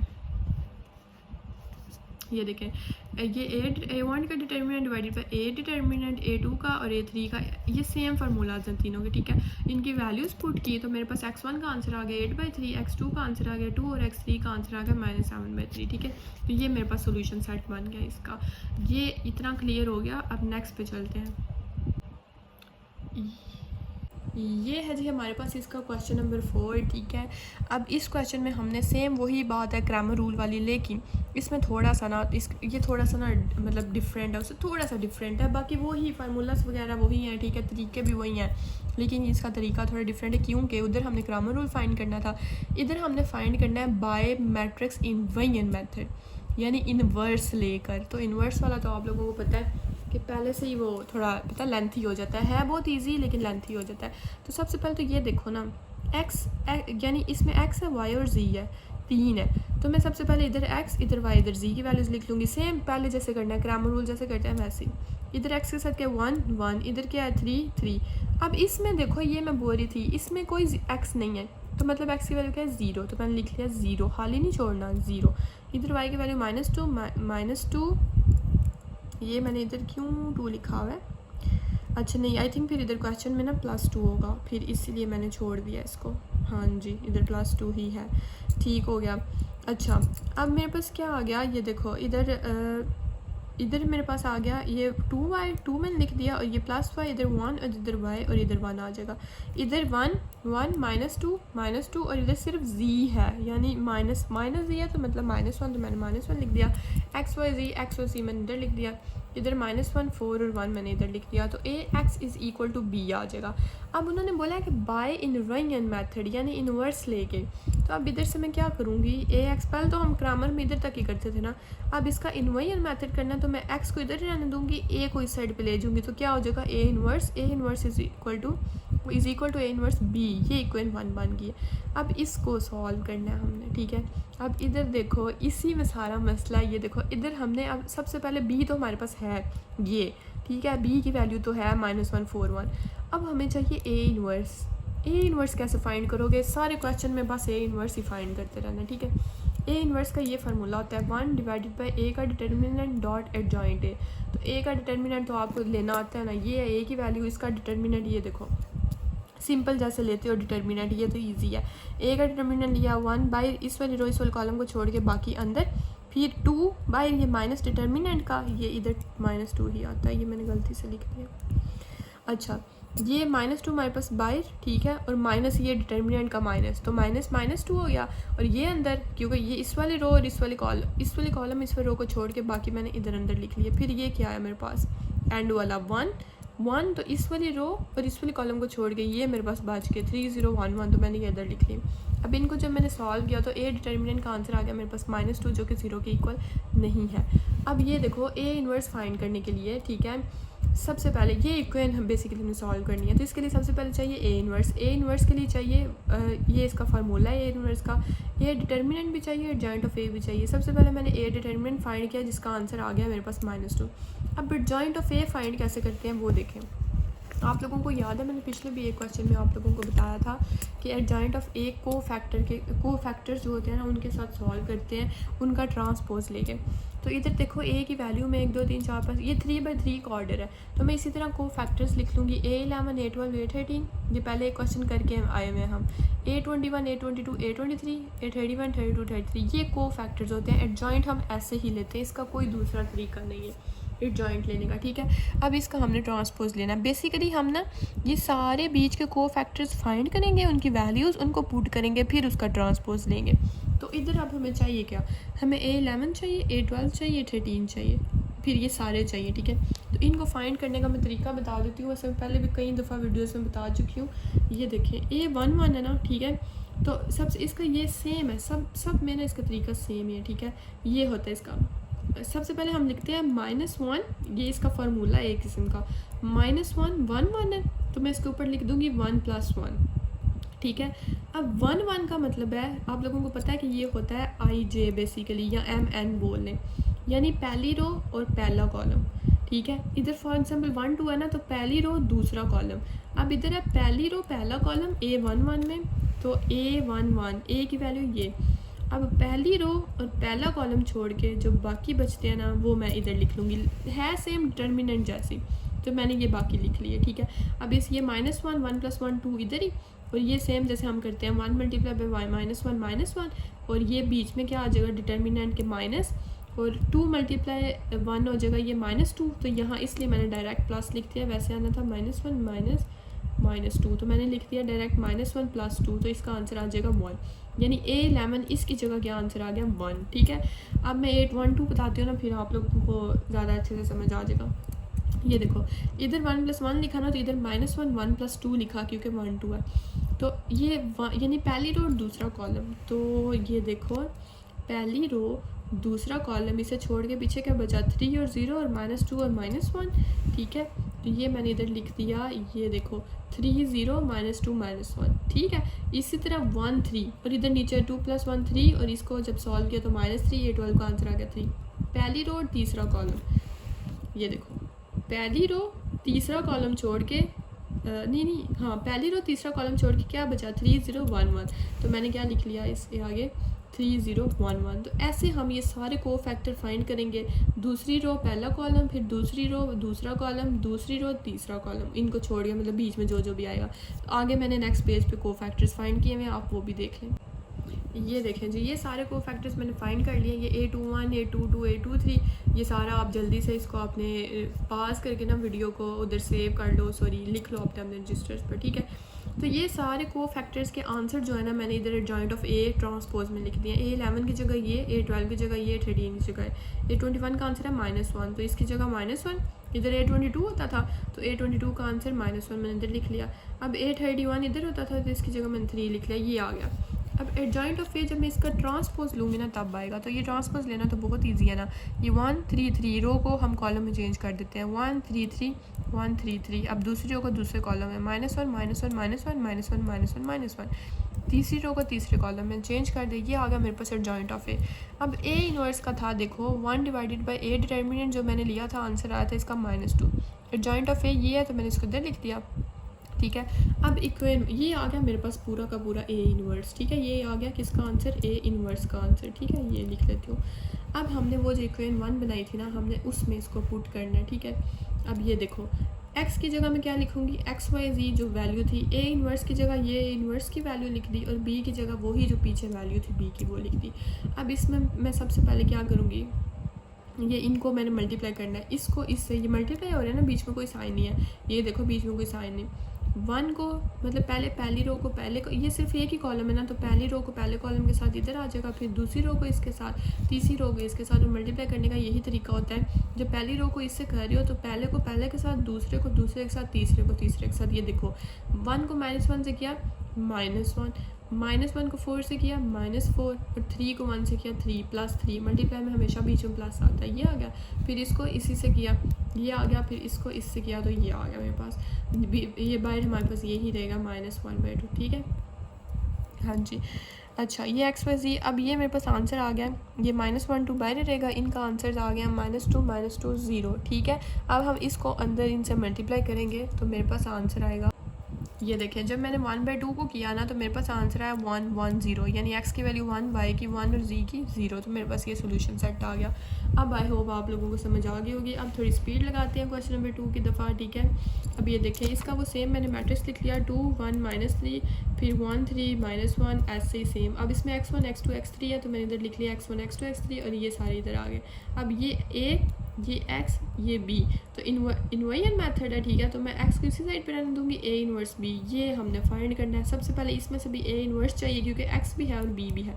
a इनवर्स फाइंड करने के लिए 1 / A determinant dot adjoint of a। सबसे पहले a डिटर्मिनेंट फाइंड करूँगी, और उसका तरीका आप लोगों को आता है। a डिटर्मिनेंट ये सारा फाइंड करने के बाद इसको अपने रजिस्टर्स पर नोट कर लें वीडियो पॉज करके। ए डिटर्मिनेंट आता है 36 के इक्वल, जो कि 0 के इक्वल नहीं है। अब हमें ए डिटर्मिनेंट आ गया, अब मैंने जॉइंट ऑफ ए फाइंड करना है, तो वो हम क्या इसके को फैक्टर्स का ट्रांसपोज लेंगे। अब सबसे पहले ये फाइंड करने हैं ए 11 ए 12 ए 13 जैसे पहले किए हैं, ठीक है। तो इसको फाइंड करने के बाद फिर हम जो है वो ए इन्वर्स आ जाएगा हमारे पास, फिर हम उसको इस वाली इक्वेशन में पुट कर देंगे। ये आप साथ साथ आपने अपने रजिस्टर्स पे नोट कर लो, ठीक है। ये देखो ए 11 है, ये 12 को फाइंड किया तो इसका 4 आंसर आया, इसको किया तो इसका 8 आंसर आया। ये इसी तरह इनको किया तो -5, इनको किया 13, इसको किया -1, ठीक है। ये देखो -11 7 5। तो ये जब मैंने ये सारे को फैक्टर फाइंड किए तो जॉइंट ऑफ ए का ये मैंने इसमें ना पुट कर दिए, यानी ए 11 की जगह ये, ए 12 की जगह ये, 13 की जगह ये, फिर ए 21 22 23, ये 31 32 33। अब इसका लेने लगी हूँ ट्रांसपोज ताकि मेरे पास जॉइंट ऑफ ए आ जाए। तो ये कॉलम है और ये रो है, इसको मैं कॉलम में चेंज कर दूँगी, ये कर दिया। ये दूसरी रो को दूसरे कॉलम में, तीसरी रो को तीसरे कॉलम में, तो ये होता है ट्रांसपोज लेना। ये आ गया मेरे पास जॉइंट ऑफ ए। अब मैं ये इक्वेशन 2 जो थी यानी ए इन्वर्स फाइंड करूँगी ना, जॉइंट ऑफ ए भी आ गया और ए का डिटर्मिनेंट जो कि 36 था वो भी आ गया। तो ये फार्मूला लगाऊंगी 1 डिवाइडेड बाई 36 और जॉइंट ऑफ ए ये जो है इसको इधर लिख दूँगी। अब बेसिकली जो हमारे पास इक्वेशन थी वो ये थी, x is equal to A inverse b। तो ए इन्वर्स का ये मेरे पास आंसर आया, मैं लिखूँगी x की जगह ये लिखूँगी, ठीक है। और b की वैल्यू क्या थी पीछे 304। अब सबसे पहले इन दोनों को मल्टीप्लाई करूँगी, 4 को 3 से, -5 को 0 से, -11 को 4 से, पहली रो कंप्लीट, फिर 4 को 3, 13 को 0, 7 को x, दूसरी भी कंप्लीट, फिर तीसरी को ऐसे ऐसे ऐसे, ठीक है। तो उसको फिर उसके बाद इसको बीच में मल्टीप्लाई कर दूँगी वो नेक्स्ट पेज पे। ये देखें मैंने मल्टीप्लाई किया बाय 1/36 रह गया, इनको मल्टीप्लाई करके जब मैंने प्लस किया तो मेरे पास आया -32 48 44। अब 1/36 को इनके साथ मैंने मल्टीप्लाई करना है, मैंने मल्टीप्लाई कर दिया तो इनका आंसर आ गया -8/9 10/9 11/9। x1 का ये, x2 का ये, x3 का ये, तो मेरे पास ये मैंने सोल्यूशन सेट में लिख दिए। अब इसी का थर्ड पार्ट देखते हैं, ठीक है। अब इधर थोड़ा सा ना ये मैट्रिक्स ध्यान से समझना कैसे बना हुआ है। देखो इधर है XY, इधर है XZ और इधर है YZ, यानी टोटल X Y और Z है, ठीक है। 3 है टोटल, ठीक है। X की वैल्यू देखो इधर क्या है 1, दूसरी में क्या है 2, तीसरी में X कोई नहीं है तो मतलब 0। अब नेक्स्ट Y देखो, तरतीब से देखना है, ठीक है। Y इधर क्या है 1 1, इधर Y कोई भी नहीं है तो 0, इधर Y क्या है 2 तो 2। नेक्स्ट Z देखो, इधर Z कुछ भी नहीं है तो 0, इधर z क्या है -1 तो -1, इधर z क्या है -3 तो -3, इधर लिख दूँगी x y z। ये आ जाना क्वेश्चन, क्योंकि ये थोड़ा सा कॉम्प्लिकेटेड है तो ये आ जाना है 2 1 और इधर -1 तो 2 1 -1 लिख लिया। A X is equal to B, same inverse के लिए x is equal to A inverse B. पहले ए इन्वर्स फाइंड करूँगी, तो ए इन्वर्स का ये फार्मूला होता है जिसके लिए ए डिटर्मिनेंट चाहिए और जॉइंट ऑफ ए चाहिए। तो सबसे पहले ए डिटर्मिनेंट फाइंड किया मैंने, तो ये देखो जल्दी से इसको अपने रजिस्टर पे नोट कर लो, 1 2 3 3 सेकंड थे, वीडियो पॉज करके जल्दी से। ए डिटर्मिनेंट का आंसर आता है 8, यानी जो कि 0 के इक्वल नहीं है। अब हम फाइंड करने लगे हैं जॉइंट ऑफ ए, यानी इसके को फैक्टर्स का ट्रांसपोज। तो पहले को फैक्टर फाइंड करेंगे फिर ट्रांसपोज लेंगे। ये देखो ये है मेरे पास जॉइंट ऑफ ए, तो ये सारे मैंने ए 11 ए 12 ये आप लोग साथ साथ आप रजिस्टर पे नोट कर लो, तरीका आप लोगों को आता है, ठीक है। कि ये -1 1 + 1 इधर 1 + 2 ये सब में सेम रहेगा, ठीक है। तो ये सारा आप लोग फाइंड करोगे आंसर, देखो 1 2 3, ये 11 12 13 ये पहली जगह पे आ जाएगा, ये 2 1 2 2 3 इनके आंसर्स ये इधर दूसरी रो में आ जाएंगे, ठीक है। तो मेरे पास अब ए इन्वर्स का ये फार्मूला था ना, तो जॉइंट ऑफ ए का भी आंसर आ गया, ठीक है। नहीं ये जॉइंट ऑफ ए, तो ये देखो ये को फैक्टर्स में जब मैंने अप्लाई किया तो इसका ट्रांसपोज तो अभी लूँगी ना, तो ये जब मैंने को फैक्टर्स अप्लाई किया तो ऐसे आ गई ट्रांसपोज, तो जब लेने के बाद ये टी इधर से हटेगा, तो 2 6 4 इसको मैं इधर कन्वर्ट कर लूँगी, इसको भी कॉलम में कन्वर्ट कर लूँगी, इसको भी कॉलम में कन्वर्ट कर लूँगी, ठीक है। 2 6 4 2 6 4 3 -3 -2 3 -3 -2, यानी हर रो को कॉलम में कर लेना है। अब जॉइंट ऑफ ए ये आ गया और ए डिटर्मिनेंट का भी आंसर आ गया था पीछे। अब मैं इसको ए इन्वर्स में पुट करूँगी। ये पुट करने के बाद मेरे पास ए इन्वर्स का आंसर ये आया है, ठीक है। ये वाला ए इन्वर्स का आंसर आ गया ये। अब हम इक्वेशन 1 थी हमारे पास x is equal to A inverse B, A inverse ये और b हमारे पास ये था, ठीक है। और x तो वैसे ही x y था ना। अब सबसे पहले इन दोनों को मल्टीप्लाई करूँगी तो आंसर ये ऐसे आके आ जाएगा 8 8 8 बाइट था 1/8, इनसे मल्टीप्लाई हो जाएगा 8 8 8, तो क्या आ जाएगा 1 1 1। तो मेरे पास x की भी वैल्यू 1, y की भी वैल्यू 1 और z की भी, तो मेरे पास यही सोल्यूशन सेट आ गया, ठीक है। नेक्स्ट है हमारे पास क्वेश्चन नंबर 5। ये समझिएगा ज़रा, solve the following system by reducing their augmented matrices to echelon form and reduced echelon form, ठीक है। ये हमारे पास इनसे हमने मैट्रिक्स बनाना है, ठीक है, उनको ऑगमेंटेड मैट्रिक्स में लिखना है और उनको फिर कन्वर्ट करना है एस्ट्रल फॉर्म में और रिड्यूस्ड एस्ट्रल फॉर्म में, ठीक है। तो ये पहला क्वेश्चन अच्छे से समझ लो तो फिर आप लोगों को बाकी तो अच्छे से समझ आ ही जाएगी। ये देखो यहाँ है x है, x1 x2 x3 है, ठीक है। तो यहाँ मैं 1 2 5 लिख लूँगी। और अच्छा एक और पहले ये तो मुझे लगता है आप लोगों को पता ही नहीं है कि एस्ट्रल फॉर्म, ये बल्कि मैंने पहले बताई थी, एक दफ़ा फिर समझ लो कि एस्ट्रल फॉर्म क्या होती है और रिड्यूस्ड एस्ट्रल फॉर्म क्या होती है, ठीक है। एस्ट्रल फॉर्म मैंने आप लोगों को बोला था कि हर रो में, ये रो ऑपरेशंस में, ठीक है, हर रो में हम 1 को देखते हैं, 1 के नीचे 0 होना चाहिए, ऊपर की हैर है। अब दूसरी में देखो ये 1 आ गया, इसके नीचे 0 होना चाहिए, ऊपर की हैर है। ये तीसरी में ये 1 आ गया, इसके नीचे 0 होना चाहिए, ऊपर की हैर है, यानी ये लोअर ट्रायंगल, ये होती है एस्ट्रल फॉर्म। रिड्यूस्ड एस्ट्रल क्या होती है कि इसके ऊपर भी 0 होना चाहिए 1 के, और 1 के नीचे भी 0 होना चाहिए, ठीक है। ये दोनों में फ़र्क है। अब इन मैट्रिक्स को हमने एस्ट्रल फॉर्म भी उसमें भी बनाना है और रिड्यूस्ड एस्ट्रल फॉर्म में भी बनाना है, ठीक है। ये आप लोगों को आई होप समझ आ गई होगी कि ये रिड्यूस्ड एस्ट्रल क्या होता है और एस्ट्रल क्या होता है। यानी इसमें सिर्फ 1 के, अगर पहली रो में ये 1 आ गया ना, इसके नीचे 0 होना चाहिए, दूसरी रो में ये 1 आ, इसके नीचे 0 होना चाहिए, ऊपर की हैर है। रिड्यूस्ड में ऊपर भी 1 के ऊपर भी 0 नीचे भी 0, 1 के ऊपर भी 0 नीचे भी 0, 1 के ऊपर भी 0 नीचे भी 0, ठीक है। अब इसका ऑगमेंटेड हमने मैट्रिक्स कैसे बनाना है कि पहले मैं ऐसे लिख लूँगी ना, ये जैसे हम पहले मैट्रिक्स लिखते हैं ना ग्रामर रूल में और इन्वर्स में, वैसे ही लिख के, तो इसको हम अलग लिखते थे, तो हम ऑगमेंटेड में क्या करेंगे, ऐसे कॉलन डाल के तो आगे -1 1 1 लिखेंगे। अगले पेज पे जाकर बताती हूँ। ये देखें, ये ऑगमेंटेड मैट्रिक्स बन गया हमारे पास, जैसे मैं बता रही थी कॉलन के बाद वो हमने लिख लिया, वो जो हम पहले b की वैल्यू लिखते थे। तो सबसे पहले हम एस्ट्रल फॉर्म के लिए काम करेंगे, फिर हम वो रिड्यूस एक्शन के लिए करेंगे। तो ये देखो यहाँ मैंने, ये देखो पहले मैंने रो को देखा 1 है, अब इसके 0, इसके नीचे 0 होना चाहिए, तो मैं R2 को भी चेंज करूँगी, R3 को भी, ये सारी चेंज करूँगी। R2 को चेंज किया, R3 को चेंज किया, तो मेरे पास ये देखो 0 0 आ गया। अब मेरे पास ये मैट्रिक्स है, अब मैंने इससे देखना है। अब इधर 1 ये तो आ गया ना, अब इधर ये देखो ये क्या है मेरे पास, ये -1 है। सबसे पहले तो मैं इसे 1 बनाऊँगी ना, ठीक है। R2 को जब मैंने इस R2 को डिवाइड किया -1 से, तो ये क्या बन गया 1, और बाकी सारे वो अब करोगे सारे पे परफॉर्म, सारी रो पे, ठीक है। मैं सिर्फ आप लोगों को ना ये वाले समझा रही हूँ, यानी जो हम बेसिक जिसके लिए काम कर रहे हैं, ठीक है, करना सारी रो पे है परफॉर्म। अब ये देखो नेक्स्ट, ये अब हमारे पास आ गया मैट्रिक्स, ठीक है। अब हमने इसको देखना है। अब इसके नीचे ये 0 आना चाहिए था ना, ये देखो ये R2 को जब मैं 1 देखा 0 आना चाहिए, यानी R3 में मैंने कुछ ऐसा करना है कि -6 की जगह 0 आ जाए। तो मैं R3 + 6 R2 कर दूँगी, ये इसमें यानी R2 को मल्टीप्लाई करके 6 से, तो R3 में क्या है -6, तो -6 प्लस वो जो आंसर आया होगा उससे काट दूँगी, तो मेरे पास देखिए ये R3 का आंसर आ जाएगा, ठीक है। तो ये भी हो गया, यानी ये देखो 1 के नीचे 0, दूसरी को चेक किया 0। अब मैं इधर गई तो इधर 1 आना चाहिए ना, ये -23 की जगह, यानी R3 को जब मैं डिवाइड करूँगी 23 से, तो मेरे पास आ जाएगा 1।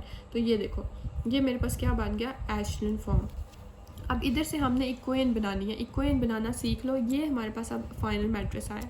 अब ये देखो हमारे पास x1 था, x2 था, x3 था, तो 1 है तो 1x1, ये 2 है तो +2x², ये -2 है तो -2x3 इज़ इक्वल टू -1। पहले हमने इक्वेशन से मैट्रिक्स बनाया था, हम मैट्रिक्स इक्वेशन बनाने लगे। ये 0 मतलब इधर x1 है ही नहीं, ये 1, ये x2 वाली लाइन है ना, तो 1 यानी 1x², ये -5 है तो -5x3, ठीक है। ये इज़ इक्वल टू -3, ये हमारे पास दूसरी इक्वेशन बन गई, ठीक है।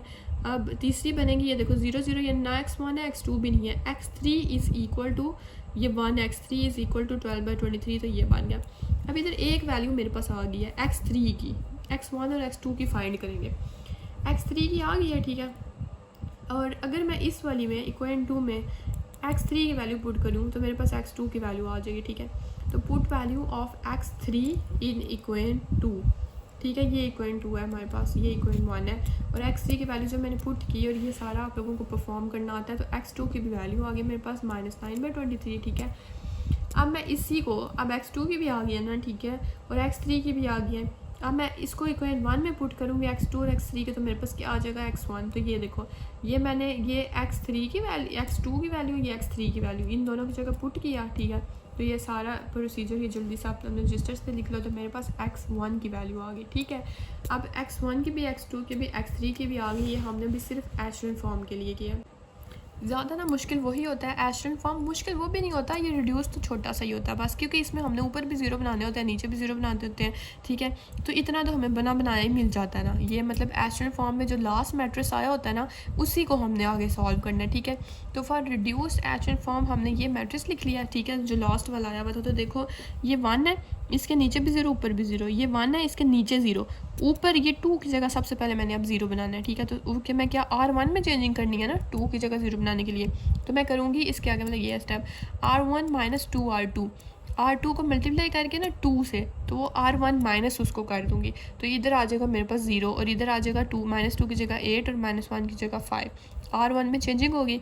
अब ये मैट्रिक्स मेरे पास, अब मैंने 1 की जगह ये 0, अब इस 1 के ऊपर भी 0 है, नीचे भी 0 है, क्योंकि रिड्यूस में मैंने बताया था कि 1 के ऊपर भी 0 होना चाहिए, नीचे भी 0 होना चाहिए, ठीक है। ये भी कंप्लीट। अब ये 1, अब इसके ऊपर देखो 0 नहीं है, इसके ऊपर भी 0 होना चाहिए, ठीक है। तो मैं इधर ये R2 में भी चेंजिंग करूँगी, 3 में भी ऐसी चेंजिंग कि इन दोनों की जगह 0 आ जाए। तो जब मैंने R1 माइनस 8 R3 किया, तो ये देखो इधर 0 आ गया, और जब मैंने R2 प्लस 5 R3 किया तो इधर भी 0 आ गया, और ये साइड पे ये आ गया। तो मेरे पास ये रिड्यूस एशरन फॉर्म बन गई, ठीक है। और इधर देखो ये x1 x2 x3 हमारे पास आ गया, x1 की वैल्यू 19/23, x2 की -9/23 और x3 की क्या आ गई 12/23, क्योंकि ये देखो ना जब इक्वेशन बनाऊंगी तो इधर तो 1 सिर्फ क्या है x1, ये तो x2 x3 है ही कोई नहीं, तो x1 इज इक्वल टू ये, इधर सिर्फ x2 है तो x2 इज इक्वल टू ये, इधर सिर्फ x3 है तो x3 इज इक्वल टू ये। तो ये हमारे पास सोल्यूशन सेट बन गया। दूसरे क्वेश्चन को भी इसी तरह करना है, एक दफ़ा एशरन फॉर्म के लिए, एक दफ़ा रिड्यूस एशरन फॉर्म के लिए। ये है हमारे पास क्वेश्चन, ऑगमेंटिक मैट्रिक्स इसका लिख लो। ये जैसे मैंने आप लोगों को बताया कि एक्स वाई जी है तो एक्स वाई जी इनकी ऐसे तरतीब से वैल्यूज़ लिखनी है, ठीक है। मैंने लिख ली वैल्यूज़। अब इसका ऑगमेंटेड मैट्रिक्स देखो, इसको मैंने बीच में कॉलम लिख लिया ना। अब एशरन फॉर्म के लिए क्या करूँगी मैं, इस 1 के नीचे भी 0 होना चाहिए, इस वाले 1 के नीचे भी 0 होना चाहिए, इस -1 को पहले 1 बनाना है, ठीक है। तो बेसिकली हमारे पास ये चाहिए। तो सबसे पहले मैं इन दोनों को 0 बनाऊंगी, यानी R2 में भी चेंजिंग करूँगी, R3 में भी। तो ये मैंने चेंजिंग की तो मेरे पास यहाँ भी 0 आ गया, यहाँ भी 0 आ गया, ठीक है। अब मैं क्या करूँगी, अब ये देखो, अब इधर 1 है, अब ये वाला मैट्रिक्स है ना, तो मैं इसकी जगह 1 लाऊंगी -3 की जगह। तो जब मैंने R2 को डिवाइड किया 3 से तो इधर आ गया 1। अब इसकी जगह मैंने 0 लाना है, ठीक है। तो मैंने ये ऑपरेशन परफॉर्म किया तो इस 1 के नीचे भी आ गया 0। अब मैंने -3 की जगह 1 लाना है, तो मैं R3 को डिवाइड कर दूँगी -3 से, तो मेरे पास क्या आ जाएगा 1। तो ये हो गया मेरे पास एशरन फॉर्म। अब इधर इनकी इक्वेशन लिखूँगी, ये देखो 1 है, तो मेरे पास इधर क्या था x y z था ना, तो x + 2y + 1z is equal to 2, पहली इक्वेशन बन गई। फिर इधर x भी कोई नहीं है, z भी कोई नहीं है, तो सिर्फ y is equal to 1/3, y is equal to 1/3, इधर z इज इक्वल टू -10/9। ये y और z की वैल्यू आ गया, इसको इसमें पुट करेंगे तो x की वैल्यू आ जाएगी। अब नेक्स्ट पेज पे देखते हैं। अब ये देखो, जब मैंने इधर y और z की वैल्यू पुट की तो मेरे पास अब इस जब मैं सॉल्व करूँगी तो मेरे पास x की वैल्यू आ जाएगी। देखो इसको एलसीएम लेने के बाद ये सारा आप लोगों को बेसिक कैलकुलेशन जो मैट्रिक में करते थे, और मैं चैप्टर 1 चैप्टर 2 चैप्टर 3 चैप्टर 4 सब में समझा चुकी हूँ, ठीक है। तो x की वैल्यू आ जाती है 22/9। इसी तरह हमारा सोल्यूशन सेट इसका बन जाता है, ठीक है। अब हमने देखना है रिड्यूस एशरन फॉर्म क्या होती है। तो सेम इसी मैट्रिक्स को, जो वो मैट्रिक्स आया था 1 के नीचे 0 0 वाला, उसी को हमने लेना है, ठीक है। अब इस 1 के भी ऊपर भी 0 चाहिए, इस 1 के भी ये 2 0 ऊपर चाहिए। तो ये पहले इसके ऊपर 0 लाने के लिए R1 में चेंजिंग करूँगी, तो R1 - 2 R2 करूँगी तो R1 में अप्लाई होगा, जो पहले लिखते हैं ना उस पर अप्लाई होगा, ठीक है। तो ये R1 देखो मेरे पास ये आ गया, यानी 1 के ऊपर भी 0 1 के नीचे भी 0, ठीक है। तो सॉरी ये वाला आया ना, यानी 1 के ऊपर भी 0। अब इसके देखो, इस 1 के ऊपर ये दोनों मुझे 0 चाहिए, ये तो 0 है ही, तो अब मैं फिर R1 में चेंजिंग करूँगी किसी तरह इसको 0 बनाने के लिए। तो जब मैंने R1 - 1 R3 किया तो मेरे पास इधर भी 0 आ गया। तो ये रिड्यूस एशरन फॉर्म भी पूरी होगी। इधर से x की वैल्यू निकल आई, इधर से y की और इधर से z की। तो ये मेरे पास वैल्यूज़ आ गई, इनका भी सोल्यूशन सेट मैंने बना दिया, ठीक है। अब हमारे पास नेक्स्ट आता है इसका पार्ट 3, ठीक है। अब पहले हम इसको रिड्यूस ऑगमेंटेड मैट्रिक्स लिख लेते हैं। पहले हम इसका ये देखें, इससे हमने ये लिख लिया, ठीक है। 2 9 12 को हमने इधर लिख लिया। अब हमने ये देखो, सबसे पहले 1 है, इसके नीचे भी 0 चाहिए ना, ये दोनों 0 चाहिए। तो R2 को भी चेंज करना है, 3 को भी। R2 - 2 R1 किया तो इधर 0 आ गया, R3 - 3 R1 किया तो इधर 0 आ गया, ठीक है। ये क्लियर हो गया, इधर 0 0 आ गया। अब हमने ये -7 की जगह 1 लाना है। तो अगर मैं R2 पूरी को डिवाइड कर दूँ -7 से, तो मेरे पास इधर 1 आ जाएगा, ये भी हो गया। अब मैंने ये आ गया ना मेरे पास, ठीक है। अब मैंने इस 1 के नीचे 0 लाना है, ये -11 की जगह 0 लाना है मैंने, ठीक है। अब वो कैसे लाऊंगी, वो नेक्स्ट पेज पे देखते हैं। ये जब R3 मैंने प्लस 11 R2 किया, यानी R2 को जब मैंने मल्टीप्लाई किया 11 से और R3 प्लस किया तो मेरे पास ये भी ज़ीरो आ गया। अब ये 1 के नीचे भी ज़ीरो, इस 1 के भी नीचे ज़ीरो। अब ये 16/7 को मैंने 1 बनाना है, तो मैं कैसे बनाऊंगी, इस R3 को अगर मैं डिवाइड कर दूँ 16/7 तो इससे डिवाइड होगा तो ये ऑटोमेटिकली 1 आ जाएगा। तो इस 1 के नीचे भी ज़ीरो, इस 1 के भी नीचे ज़ीरो और ये 1 ऐसे ही। अब ये देखें इस 1 के नीचे ज़ीरो आ गया, अब इसको मैंने इधर 1 बना दिया, ठीक है। तो ये तो रिड्यूस एशेलन फॉर्म तो कंप्लीट होगी। अब इसकी इक्वेंस बना लूँगी, इधर 1 है तो मतलब x आ जाएगा 1x, इधर 4 है तो मतलब 4x²। इसके तीनों x1 x2 x3 थे ना, तो वही वाले साथ लगाने। इधर 1 है तो मतलब 1x3 इज़ इक्वल टू 2, ये पहली इक्वेशन। फिर दूसरी इधर ये x1 है ही नहीं तो x2 + 4/7 मतलब x3, ठीक है, ये x2 है ये x3 है, इज़ इक्वल टू -5/7, ये इक्वेशन 2 बन गई। और ये x3 इज़ इक्वल टू -13/6, ठीक है। ये क्लियर हो गया।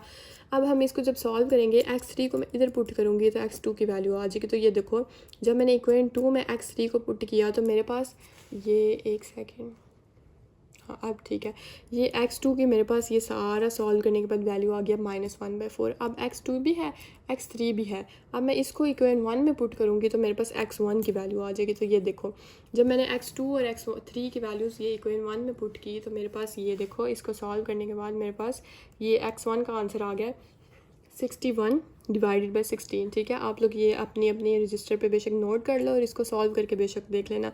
ये बेसिक सॉल्व करने का तरीका आप लोगों को आता ही है, ठीक है। यानी सेम ये मल्टीप्लाई हो रहे हैं, उनको मल्टीप्लाई और प्लस माइनस ये सारा कैलकुलेटर का काम है, ठीक है। तो इसका सोल्यूशन सेट मेरे पास ये बन जाएगा। अब ये वाली फॉर्म जो एंड पे आई थी इसी का हमने रिड्यूस एशेलन फॉर्म में करना है, ये देखो, ठीक है। तो 1 के नीचे ज़ीरो, ये तो क्लियर है, इसके नीचे ज़ीरो है, ये 4 को पहले ज़ीरो बनाना है, ठीक है। तो 4 को ज़ीरो कैसे बनाऊंगी मैं, ये देखो R1 - 4 R2 करूँगी तो वो भी ज़ीरो बन जाएगा। तो ये जब मैंने ये ज़ीरो बन गया, ये भी चेंज हो गया, ये भी इन दोनों की जगह चेंज हो गया, ठीक है। अब मैंने इस वाले ज़ीरो की ये दोनों R2 भी चेंज, R1 भी चेंज करना है, 2 भी चेंज करना है, इन दोनों को ज़ीरो बनाना है, ठीक है। वो नेक्स्ट पेज पर जाकर बनाते हैं। ये देखें मैंने इसके नीचे ज़ीरो, 1 के ऊपर भी ज़ीरो, नीचे भी ज़ीरो, 1 के ऊपर भी ज़ीरो, ठीक है। तो ये सिंपली मेरे पास ये सीधा सीधा बन जाता है ना। ये देखें x1 इज़ इक्वल टू ये, x2 इज़ इक्वल टू ये और x3 इज़ इक्वल टू ये, ठीक है। तो ये देखो इनकी मैंने वैल्यूज़ लिख ली, तो सोल्यूशन साइड भी मेरे पास यही बन गया, ठीक है। अब हम क्वेश्चन नंबर 6 करते हैं, एक सेकेंड, हाँ ठीक है। और ये एक बात याद रखना कि रिड्यूस्ड एशेलन फॉर्म और रिड्यूस्ड एशेलन फॉर्म का सेम आंसर आता है, ठीक है। तो इस चीज़ में कंफ्यूज नहीं होना। अच्छा अब ये देखो, अब आ जाता है हमारे पास क्वेश्चन नंबर 6 जो हमने नेक्स्ट करना है। वो क्या है कि solve following system of homogeneous linear equations, ठीक है। Homogeneous linear equations by using Gaussian elimination method. अब ये नया कॉन्सेप्ट आ गया आपका इस एक्सरसाइज के एंड पे, ठीक है। अब वो कर लेते हैं कि वो क्या होता है, इसको मैं, हाँ जी अब ठीक है, एक सेकेंड मैं थोड़ा सा कैमरा ठीक कर लूँ। ये देखें जी क्वेश्चन नंबर 6। अब ये भी उन्होंने ये दे दिया, अब उन्होंने बोला कि भाई गॉसियन एलिमिनेशन मेथड से हमने करना है, तो सेम। अच्छा इसके ना पेज नंबर 71 पे इसका कॉन्सेप्ट है। इसकी दो टाइप्स होती हैं, एक ट्रिवियल होता है, एक नॉन ट्रिवियल होता है। गॉसियन एलिमिनेशन मेथड की ना दो टाइप्स होती हैं, ट्रिवियल और नॉन ट्रिवियल। जब हमारा सोल्यूशन इक्वल होता है ना, 0 0 0 के इक्वल होता है, यानी ज़ीरोज़ होते हैं, उसको हम कहते हैं ट्रिवियल। और जब वो नॉन ज़ीरोज़ होते हैं, ज़ीरो नहीं होते, तो उनको बोलते हैं नॉन ट्रिवियल, ठीक है। इतना हो गया हमारे पास क्लियर। यानी वो तीनों जब 0 0 नहीं होते, अगर वो तीनों ज़ीरो हैं कि 0 0 0 तीनों ही ज़ीरो हैं तब ट्रिवियल है। अगर कुछ और है 0 1 2 ऐसा कुछ है तो वो हमारे पास नॉन ट्रिवियल होंगे, ठीक है। अब इसको सॉल्व कर लेते हैं। इसका ऑगमेंटेड मैट्रिक्स हम बनाएंगे, ये ऐसे हमने बना लिया, ये इक्वल की जगह ये कॉलम 0 0 0, ठीक है। अब हम इसको सॉल्व करेंगे इस तरह से, यानी हमने देखना है कि वही सेम कि हमने इधर 1 के नीचे भी 0 बनाना है, 1 फिर इस 1 के नीचे 0 बनाना है, फिर इसको 1 बनाना है, ठीक है। तो हमने फिर इसमें से x y z की वैल्यूज़ फाइंड करनी है। इसका तरीका यही होता है, वही सेम पीछे वाले की तरह, ठीक है। और एंड पे हमने बस इनका बताना है कि ट्रिवियल है कि नॉन ट्रिवियल है। तो ये देखो ये पहले वाला, ये हमारे पास मैट्रिक्स है, ये पहले वाला 1, इन दोनों के नीचे, इन दोनों के नीचे 0, 1 के नीचे ये दोनों जो है ये 0 में कन्वर्ट करूँगी। यानी R2 को भी चेंज करना है, R3 को भी ऐसा चेंज करना है कि ये दोनों 0 आ जाएं। तो ये देखो जब मैंने R2 - 2 R1 किया तो 0 आ गया, R3 - 5 R1 किया तो 0 आ गया। अब ये मेरे पास मैट्रिक्स है। अब ये 1 के नीचे तो दोनों 0 आ गए, ठीक है। अब मैं इसमें -7 को 1 बनाना है, तो मैं R2 डिवाइडेड बाई -7 करूँगी, यानी इस पूरी को -7 से डिवाइड करूँगी तो मेरे पास इधर 1 आ जाएगा और ये -9/7 हो जाएगा और ये 0 ही रहेगा, ठीक है। ये हो गया। अब इस मैट्रिक्स को देखूंगी कि ये 1 के नीचे इधर 0 होना चाहिए था, -18, ठीक है। तो मैं R3 में चेंजिंग करना चाह रही हूँ ना, क्योंकि मुझे इधर -18 की जगह 0 लाना है। तो R3 + 18 R2 करूँगी, ठीक है। तो मेरे पास इधर ये देखो इधर क्या आ जाएगा 0, ठीक है। अब मैं इस वाले मैट्रिक्स को देखूँगी, अब इसके नीचे 0 आ गया। अब मैंने सिंपली इसकी जगह 1 ला रहा है, -36/7 की जगह 1 लाना है, ठीक है। यानी ये 1 डायगनल पूरा करना है। तो इसकी जगह जब 1 लाऊंगी तो क्या करूँगी, R3 को डिवाइड, इस पूरी R3 को डिवाइड कर दूँगी -36/7 से। तो ये तो 0 0 ही रहेंगे ना, तो इधर आ जाएगा 1, बस इधर कंप्लीट हो जाएगा। अब इसकी इक्वेशन बनाऊँगी, x + 4y और -2z आ जाएगा =0। और इधर क्या आएगा, x है ही नहीं, y - 9/7z = 0। ये इक्वेशन 2 बन गई और ये z = 0, z की वैल्यू आ गई। इधर z की जगह 0 पुट करूँगी तो मेरे पास y की वैल्यू भी आ जाएगी। ये देखो पुट y = z, ठीक है। तो y की जब z की जब मैंने 0 पुट की तो y की वैल्यू आ गई, ये वैल्यू वो 0 से मल्टीप्लाई होकर y की भी आ गई 0। अब y की भी है, z की भी है। अब इक्वेशन 1 में y की भी पुट करूँगी, z की भी पुट करूँगी तो x की वैल्यू आ जाएगी 0। तो ये देखो x की भी 0, y की भी 0, z की भी 0। तो ये तीनों जब आंसर्स 0 हैं, x की भी, y की, z की भी, तो मेरे पास कौन सा सोल्यूशन होता है, ट्रिवियल सोल्यूशन। बस इतना सा क्वेश्चन था। अब नेक्स्ट पार्ट देखते हैं। ये देखें जहाँ पे हमारे पास इसका सेकंड पार्ट, इसका ऑगमेंटेड मैट्रिक्स मैंने इधर लिख लिया। तो वही बात कि 1 के नीचे 0, इस 1 के नीचे 0 और इसको 1 बनाना है, ठीक है। तो सबसे पहले इस 1 के नीचे ये दोनों 0 बनाने के लिए मैंने R2 में चेंजिंग करनी है और R3 में। ये है मेरे पास मैट्रिक्स जिसमें चेंजिंग करनी है, चेंजिंग करके ये बनेगा। तो इस वाले R2 - 2 R1 किया तो मैंने R2 चेंज हो गया, ये बन गया। फिर R3 - 3 R1 किया तो ये बन गया मेरे पास, ठीक है। ये आप लोग साथ साथ नोट कर लो अपने रजिस्टर्स पे और प्रैक्टिस कर लो, ठीक है। अच्छा, अब ये 1 के नीचे 0 0 आ गया। अब इधर इस मैट्रिक्स को अब देखना है, उस मैट्रिक्स का काम खत्म। अब ये बन गया ना, अब ये नए वाले को देखना है। अब इसकी जगह ये देखो 0 के आगे क्या -7। अब मैं -7 को कन्वर्ट करूँगी 1 में, यानी R2 को। तो R2 पूरी को मैंने डिवाइड किया -7 से, तो इसकी जगह ये दोनों सेम रहेंगी। बाकी दोनों जो मैं लिखूँगी ना पहले पे वो ही चेंज होगी, बाकी तो सेम ही चली जाएगी आगे, ठीक है। तो ये -7 की जगह भी 1, -7 की जगह भी 1 और इधर 0, ठीक है। अब ये देखो 1 के नीचे 0 है, इस 1 के नीचे ये देखो ये -10 की जगह मैंने क्या बनाना है, 0 बनाना है, ठीक है। और ये जो, हाँ जी, इस -10 के नीचे क्या बनाना है, मैंने 0 बनाना है। तो ये R3 में चेंजिंग करनी है ना, तो R3 + 10 R2 करूँगी ना तो इधर बन जाएगा 0, ठीक है। और इधर भी 0 बन गया, तो अब इसको तो मैं 1 नहीं बना सकती, तो ये इधर ही ख़त्म हो जाएगा। अब इसकी इक्वेशन बनाऊँगी मैं, ठीक है। इक्वेशन बनाएंगे, देखो ये x है, ये x1 x2 x3। तो x1 + 4x2 + 2x3 = 0। इधर से बनेंगे x2 + x3 = 0। इधर बनेगा, इधर कुछ भी नहीं बनेगा, ये कुछ भी नहीं आएगा, ठीक है। क्योंकि ये सारी 0 0 है ना, ठीक है। तो अच्छा नीचे देखो, अब इस x2 + x3 = 0 में से मैं x2 की वैल्यू निकाली, क्योंकि एक वैल्यू तो होनी चाहिए ना, फिर हम किसी दूसरे की वैल्यू फाइंड करेंगे। x2 की वैल्यू मैंने लिख ली -x3। अब लेट कर लो कि -x3 किसके इक्वल है, t के इक्वल है, ठीक है। और x2 इक्वल है -t के इक्वल, ठीक है। तो मैं क्या करूँगी, ये इस वाले में पुट कर दूँगी x2 की वैल्यू और x3 की वैल्यू। x2 की है -t, तो x की जगह इधर मैं -t पुट कर दिया और x3 की जगह मैंने t पुट कर दिया, ठीक है। तो मेरे पास देखो x1 की वैल्यू निकल के आई है 2t, यानी ये नॉन ट्रिवियल सोल्यूशन है। इधर तो 0 का कोई नामो निशान है ही नहीं। अब दूसरी फाइंड करने का फ़ायदा भी नहीं है, ठीक है, क्योंकि ये मेरे पास एक जो निकल आई है जो नॉन ज़ीरो है, तो ये नॉन ट्रिवियल सोल्यूशन है। ये इतना कंप्लीट। अब इसका थर्ड पार्ट देखें, ये ऑगमेंटेड मैट्रिक्स मैंने ऐसे लिख लिया। अब ये 1 है, इसके नीचे 0 बनाने के लिए मैंने ये ऑपरेशन परफॉर्म किया, ठीक है। इस 1 के नीचे -3 है, तो ये भी 0 बनाने के लिए मैंने ये किया, तो इसके भी 0, इसके भी नीचे भी 0, ठीक है। अब इधर ये 0 आ गया तो इसको चेंज नहीं करूँगी, इसकी इक्वेशंस बना के मैंने इधर लिखनी है। और ये देखो इसकी भी तीसरी में 0 0 है, ठीक है। तो ये x2 - 2x3 है, तो मैं x2 इधर ही रहेगा, x2 की वैल्यू लिख लूँगी 2x3। ये 2x3 इस साइड पे जाके पॉजिटिव हो जाएगा, ठीक है। तो आगे देखते हैं। अच्छा, लेट x3 = t, ठीक है, x2 = 2 3, यानी x3 है इक्वल t के और x2 2 3। तो वो इक्वेशन 1 में मैं 2 3 और 3 पुट कर दूँगी, तो x1 की वैल्यू आ गया -3t। यानी मुझे पता चल गया कि यहाँ ट्रिवियल वाला कोई चांस नहीं है। यहाँ पहले की अगर ये आ गई है तो मतलब दूसरों को फाइंड करने का कोई है ही नहीं, ठीक है। तो यानी ये मेरे पास क्या है, नॉन ट्रिवियल सोल्यूशन है। इसके बाद हम क्वेश्चन नंबर 7 देख लेते हैं। ये भी ईजी से ही क्वेश्चन है, ठीक है। और ट्राइंगल हैज़ वर्टिसेस ऑफ ए। अब ट्राइंगल के वर्टिसेस उन्होंने दे दिए हैं, ए के ये, बी के ये, सी के ये, ठीक है। उन्होंने बोला है वर्टिसेस फाइंड करें of reflected triangle over Y axis using transformation matrix. ठीक है, तो ट्रांसफॉर्मेशन मैट्रिक्स क्या होता है वो मतलब आप लोगों को ये क्वेश्चन करोगे ना तो समझ आ जाएगी। ये देखो उन्होंने हमें ना 3 पॉइंट्स दे दिए हैं, ठीक है, यानी 4 और 1, B -2 5 और C 0 -3। ठीक है, यानी A किसके इक्वल है, ये मैट्रिक्स की फॉर्म में मैंने लिख लिया 4 1 B -2 5 और C मेरे पास जब भी वो मैट्रिक्स का नाम ले तो कोई भी क्वेश्चन है उसको मैट्रिक्स की फॉर्म में लिखना ही पड़ता है। ठीक है, C को लिख लिया 0 और -3, इतना हो गया। ठीक है, अब याद रखना हमेशा जो एक्स एक्सिस है ना वो ऐसे होता है हमारे पास 1 0 0 -1, ये याद रखना पड़ेगा आप लोगों को, पेज नंबर 74 पे है। वाई एक्सिस होता है -1 0 0 1 और Y is equal to X होता है 0 1 1 0। तो उन्होंने क्या बोला है ओवर वाई एक्सिस, तो वाई एक्सिस यानी इस वाले को हम यूज़ करेंगे -1 0 0 और -1। ठीक है, अब उन्होंने बोला क्या है, गिवन क्या है कि reflected triangle over Y axis यानी ये वाला यूज़ करेंगे यूजिंग ट्रांसफॉर्मेशन मेथड। तो ट्रांसफॉर्मेशन मैट्रिक्स मेरे पास वाई एक्सिस का क्या है -1 0 0 -1। ठीक है, जो क्वेश्चन में जिस एक्सिस की बात होगी वो आप लोग लेंगे। ये आ गया।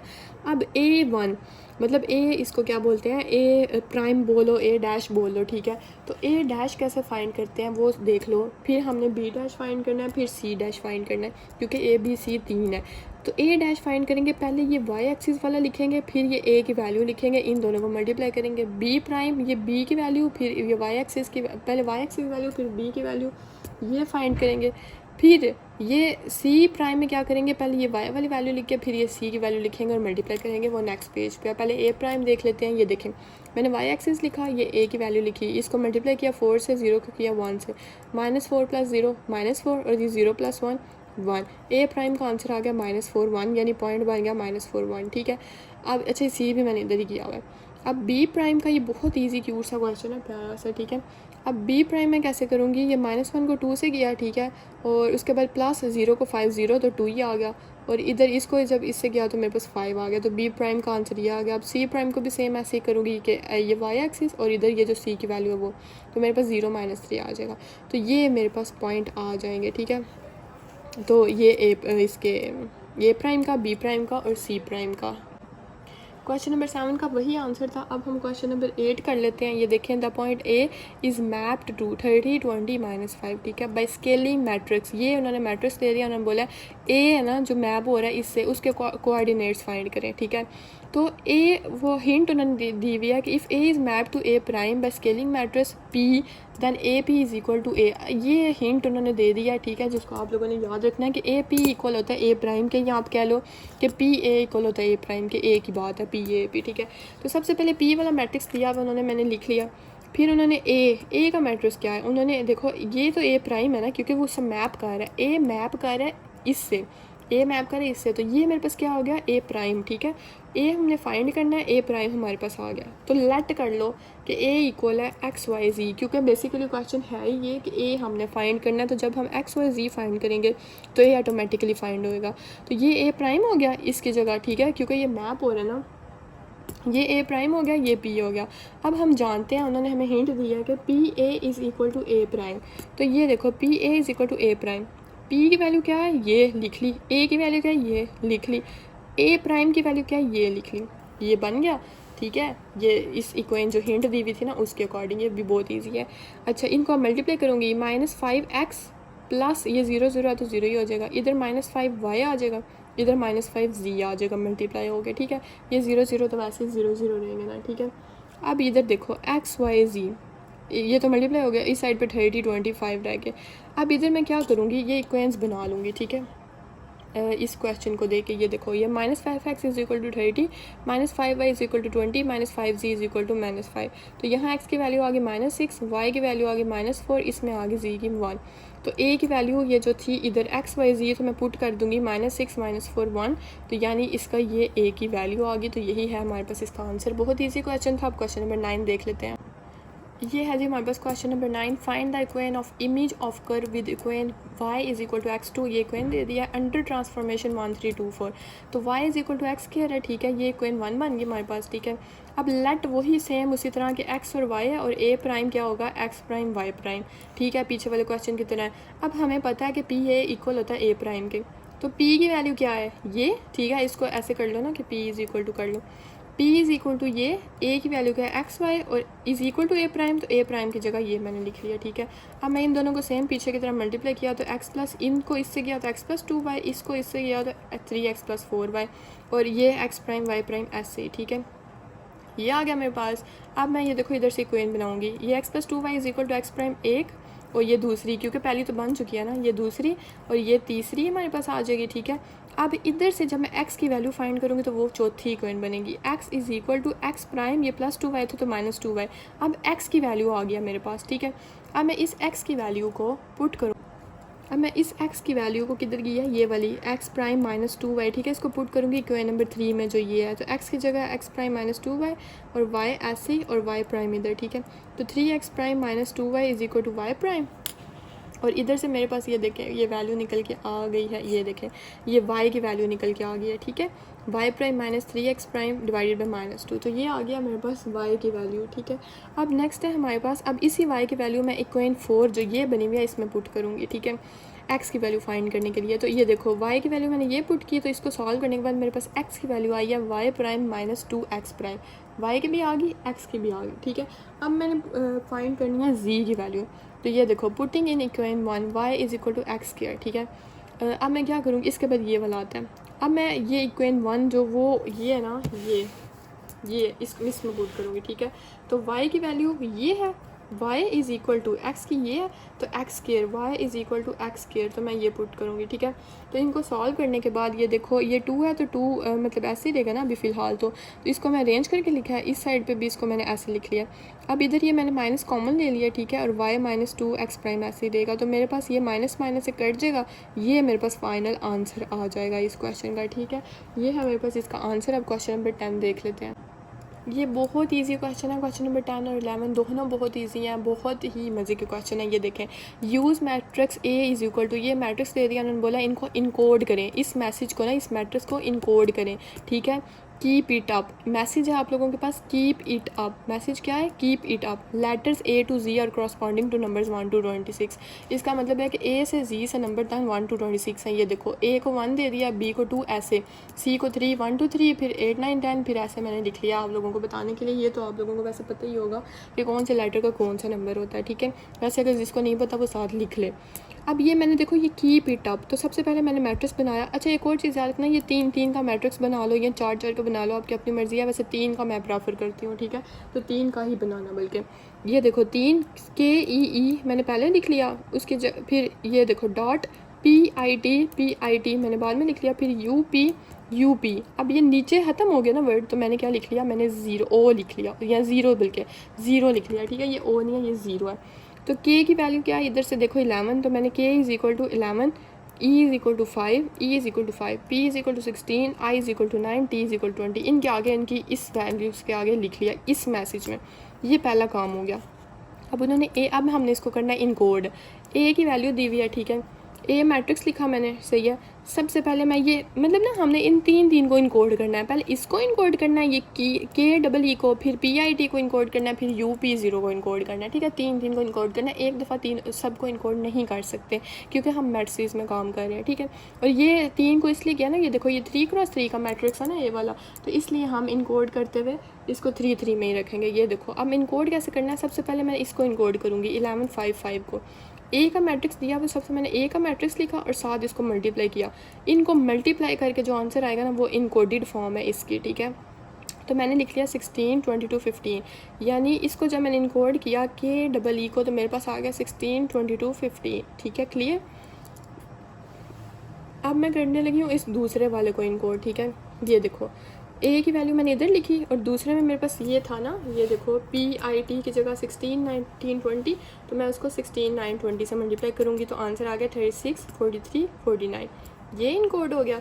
अब मैं ये तीसरे वाले को इनकोड करने लगी हूँ, तीसरे मैट्रिक्स को, तो दोनों को मल्टीप्लाई किया तो प्लस प्लस प्लस ये आंसर आ गया।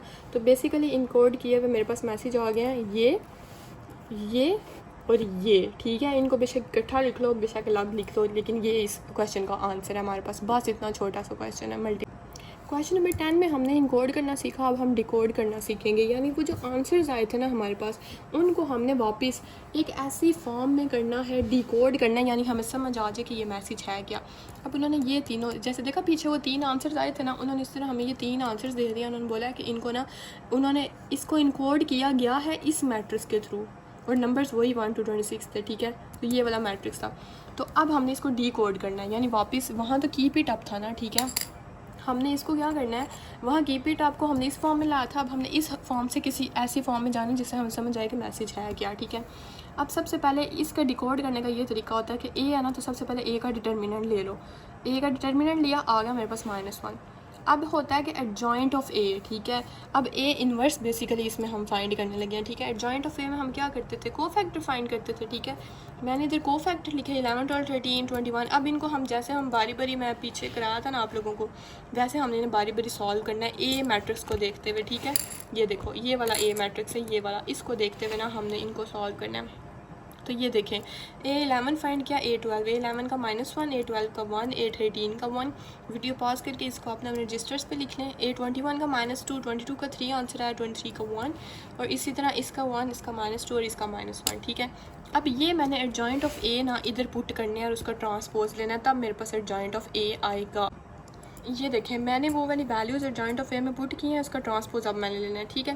तो इस वाली रो को कॉलम में, सेकंड रो को भी सेकंड कॉलम में, थर्ड रो को थर्ड कॉलम में, ये आ गया मेरे पास एडजॉइंट ऑफ ए।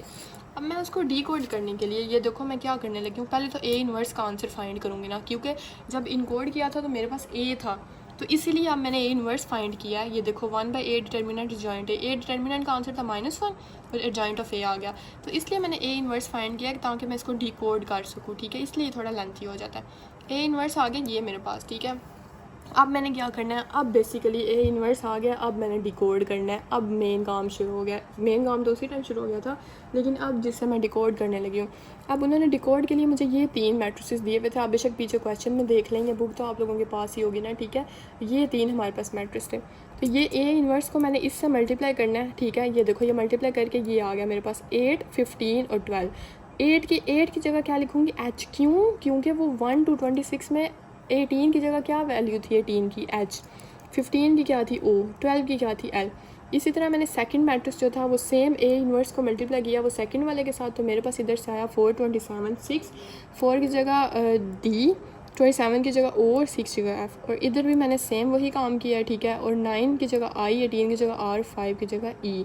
तो यानी मेरे पास ये वर्ड, इनको साथ लिख लो, होल्ड, ये 27, ये तो टोटल 26 तक था ना, जी की वैल्यू है 26, तो 27 में हम इधर ना खाली स्पेस दे लो या ज़ीरो लिख दो, तो मैंने इधर स्पेस दे लिया। फिर आगे FIRE, तो ये वर्ड है मेरे पास होल्ड फायर, जिसको मैंने डिकोड किया है, ठीक है। तो ये था मेरे पास, ये थी मेरे पास एक्सरसाइज 4.3। आई होप आप लोगों को समझ आ गई होगी। कमेंट सेक्शन में ज़रूर बताइएगा अगर नहीं भी आई, अगर आई है सारा कुछ, ठीक है। और सेक्शन जो है ना मेरा चैनल, उसको सब्सक्राइब करना मत भूलिएगा, दोस्तों के साथ शेयर किया करें, ठीक है। इसके साथ फिज़िक्स और कंप्यूटर के भी नोट्स मैंने अपलोड कर दिए हैं, तो वो भी आप लोग देख सकते हैं। नेक्स्ट वीडियो में हम 5.1 करेंगे, तब तक अपना ख्याल रखें। अल्लाह हाफिज़, थैंक यू।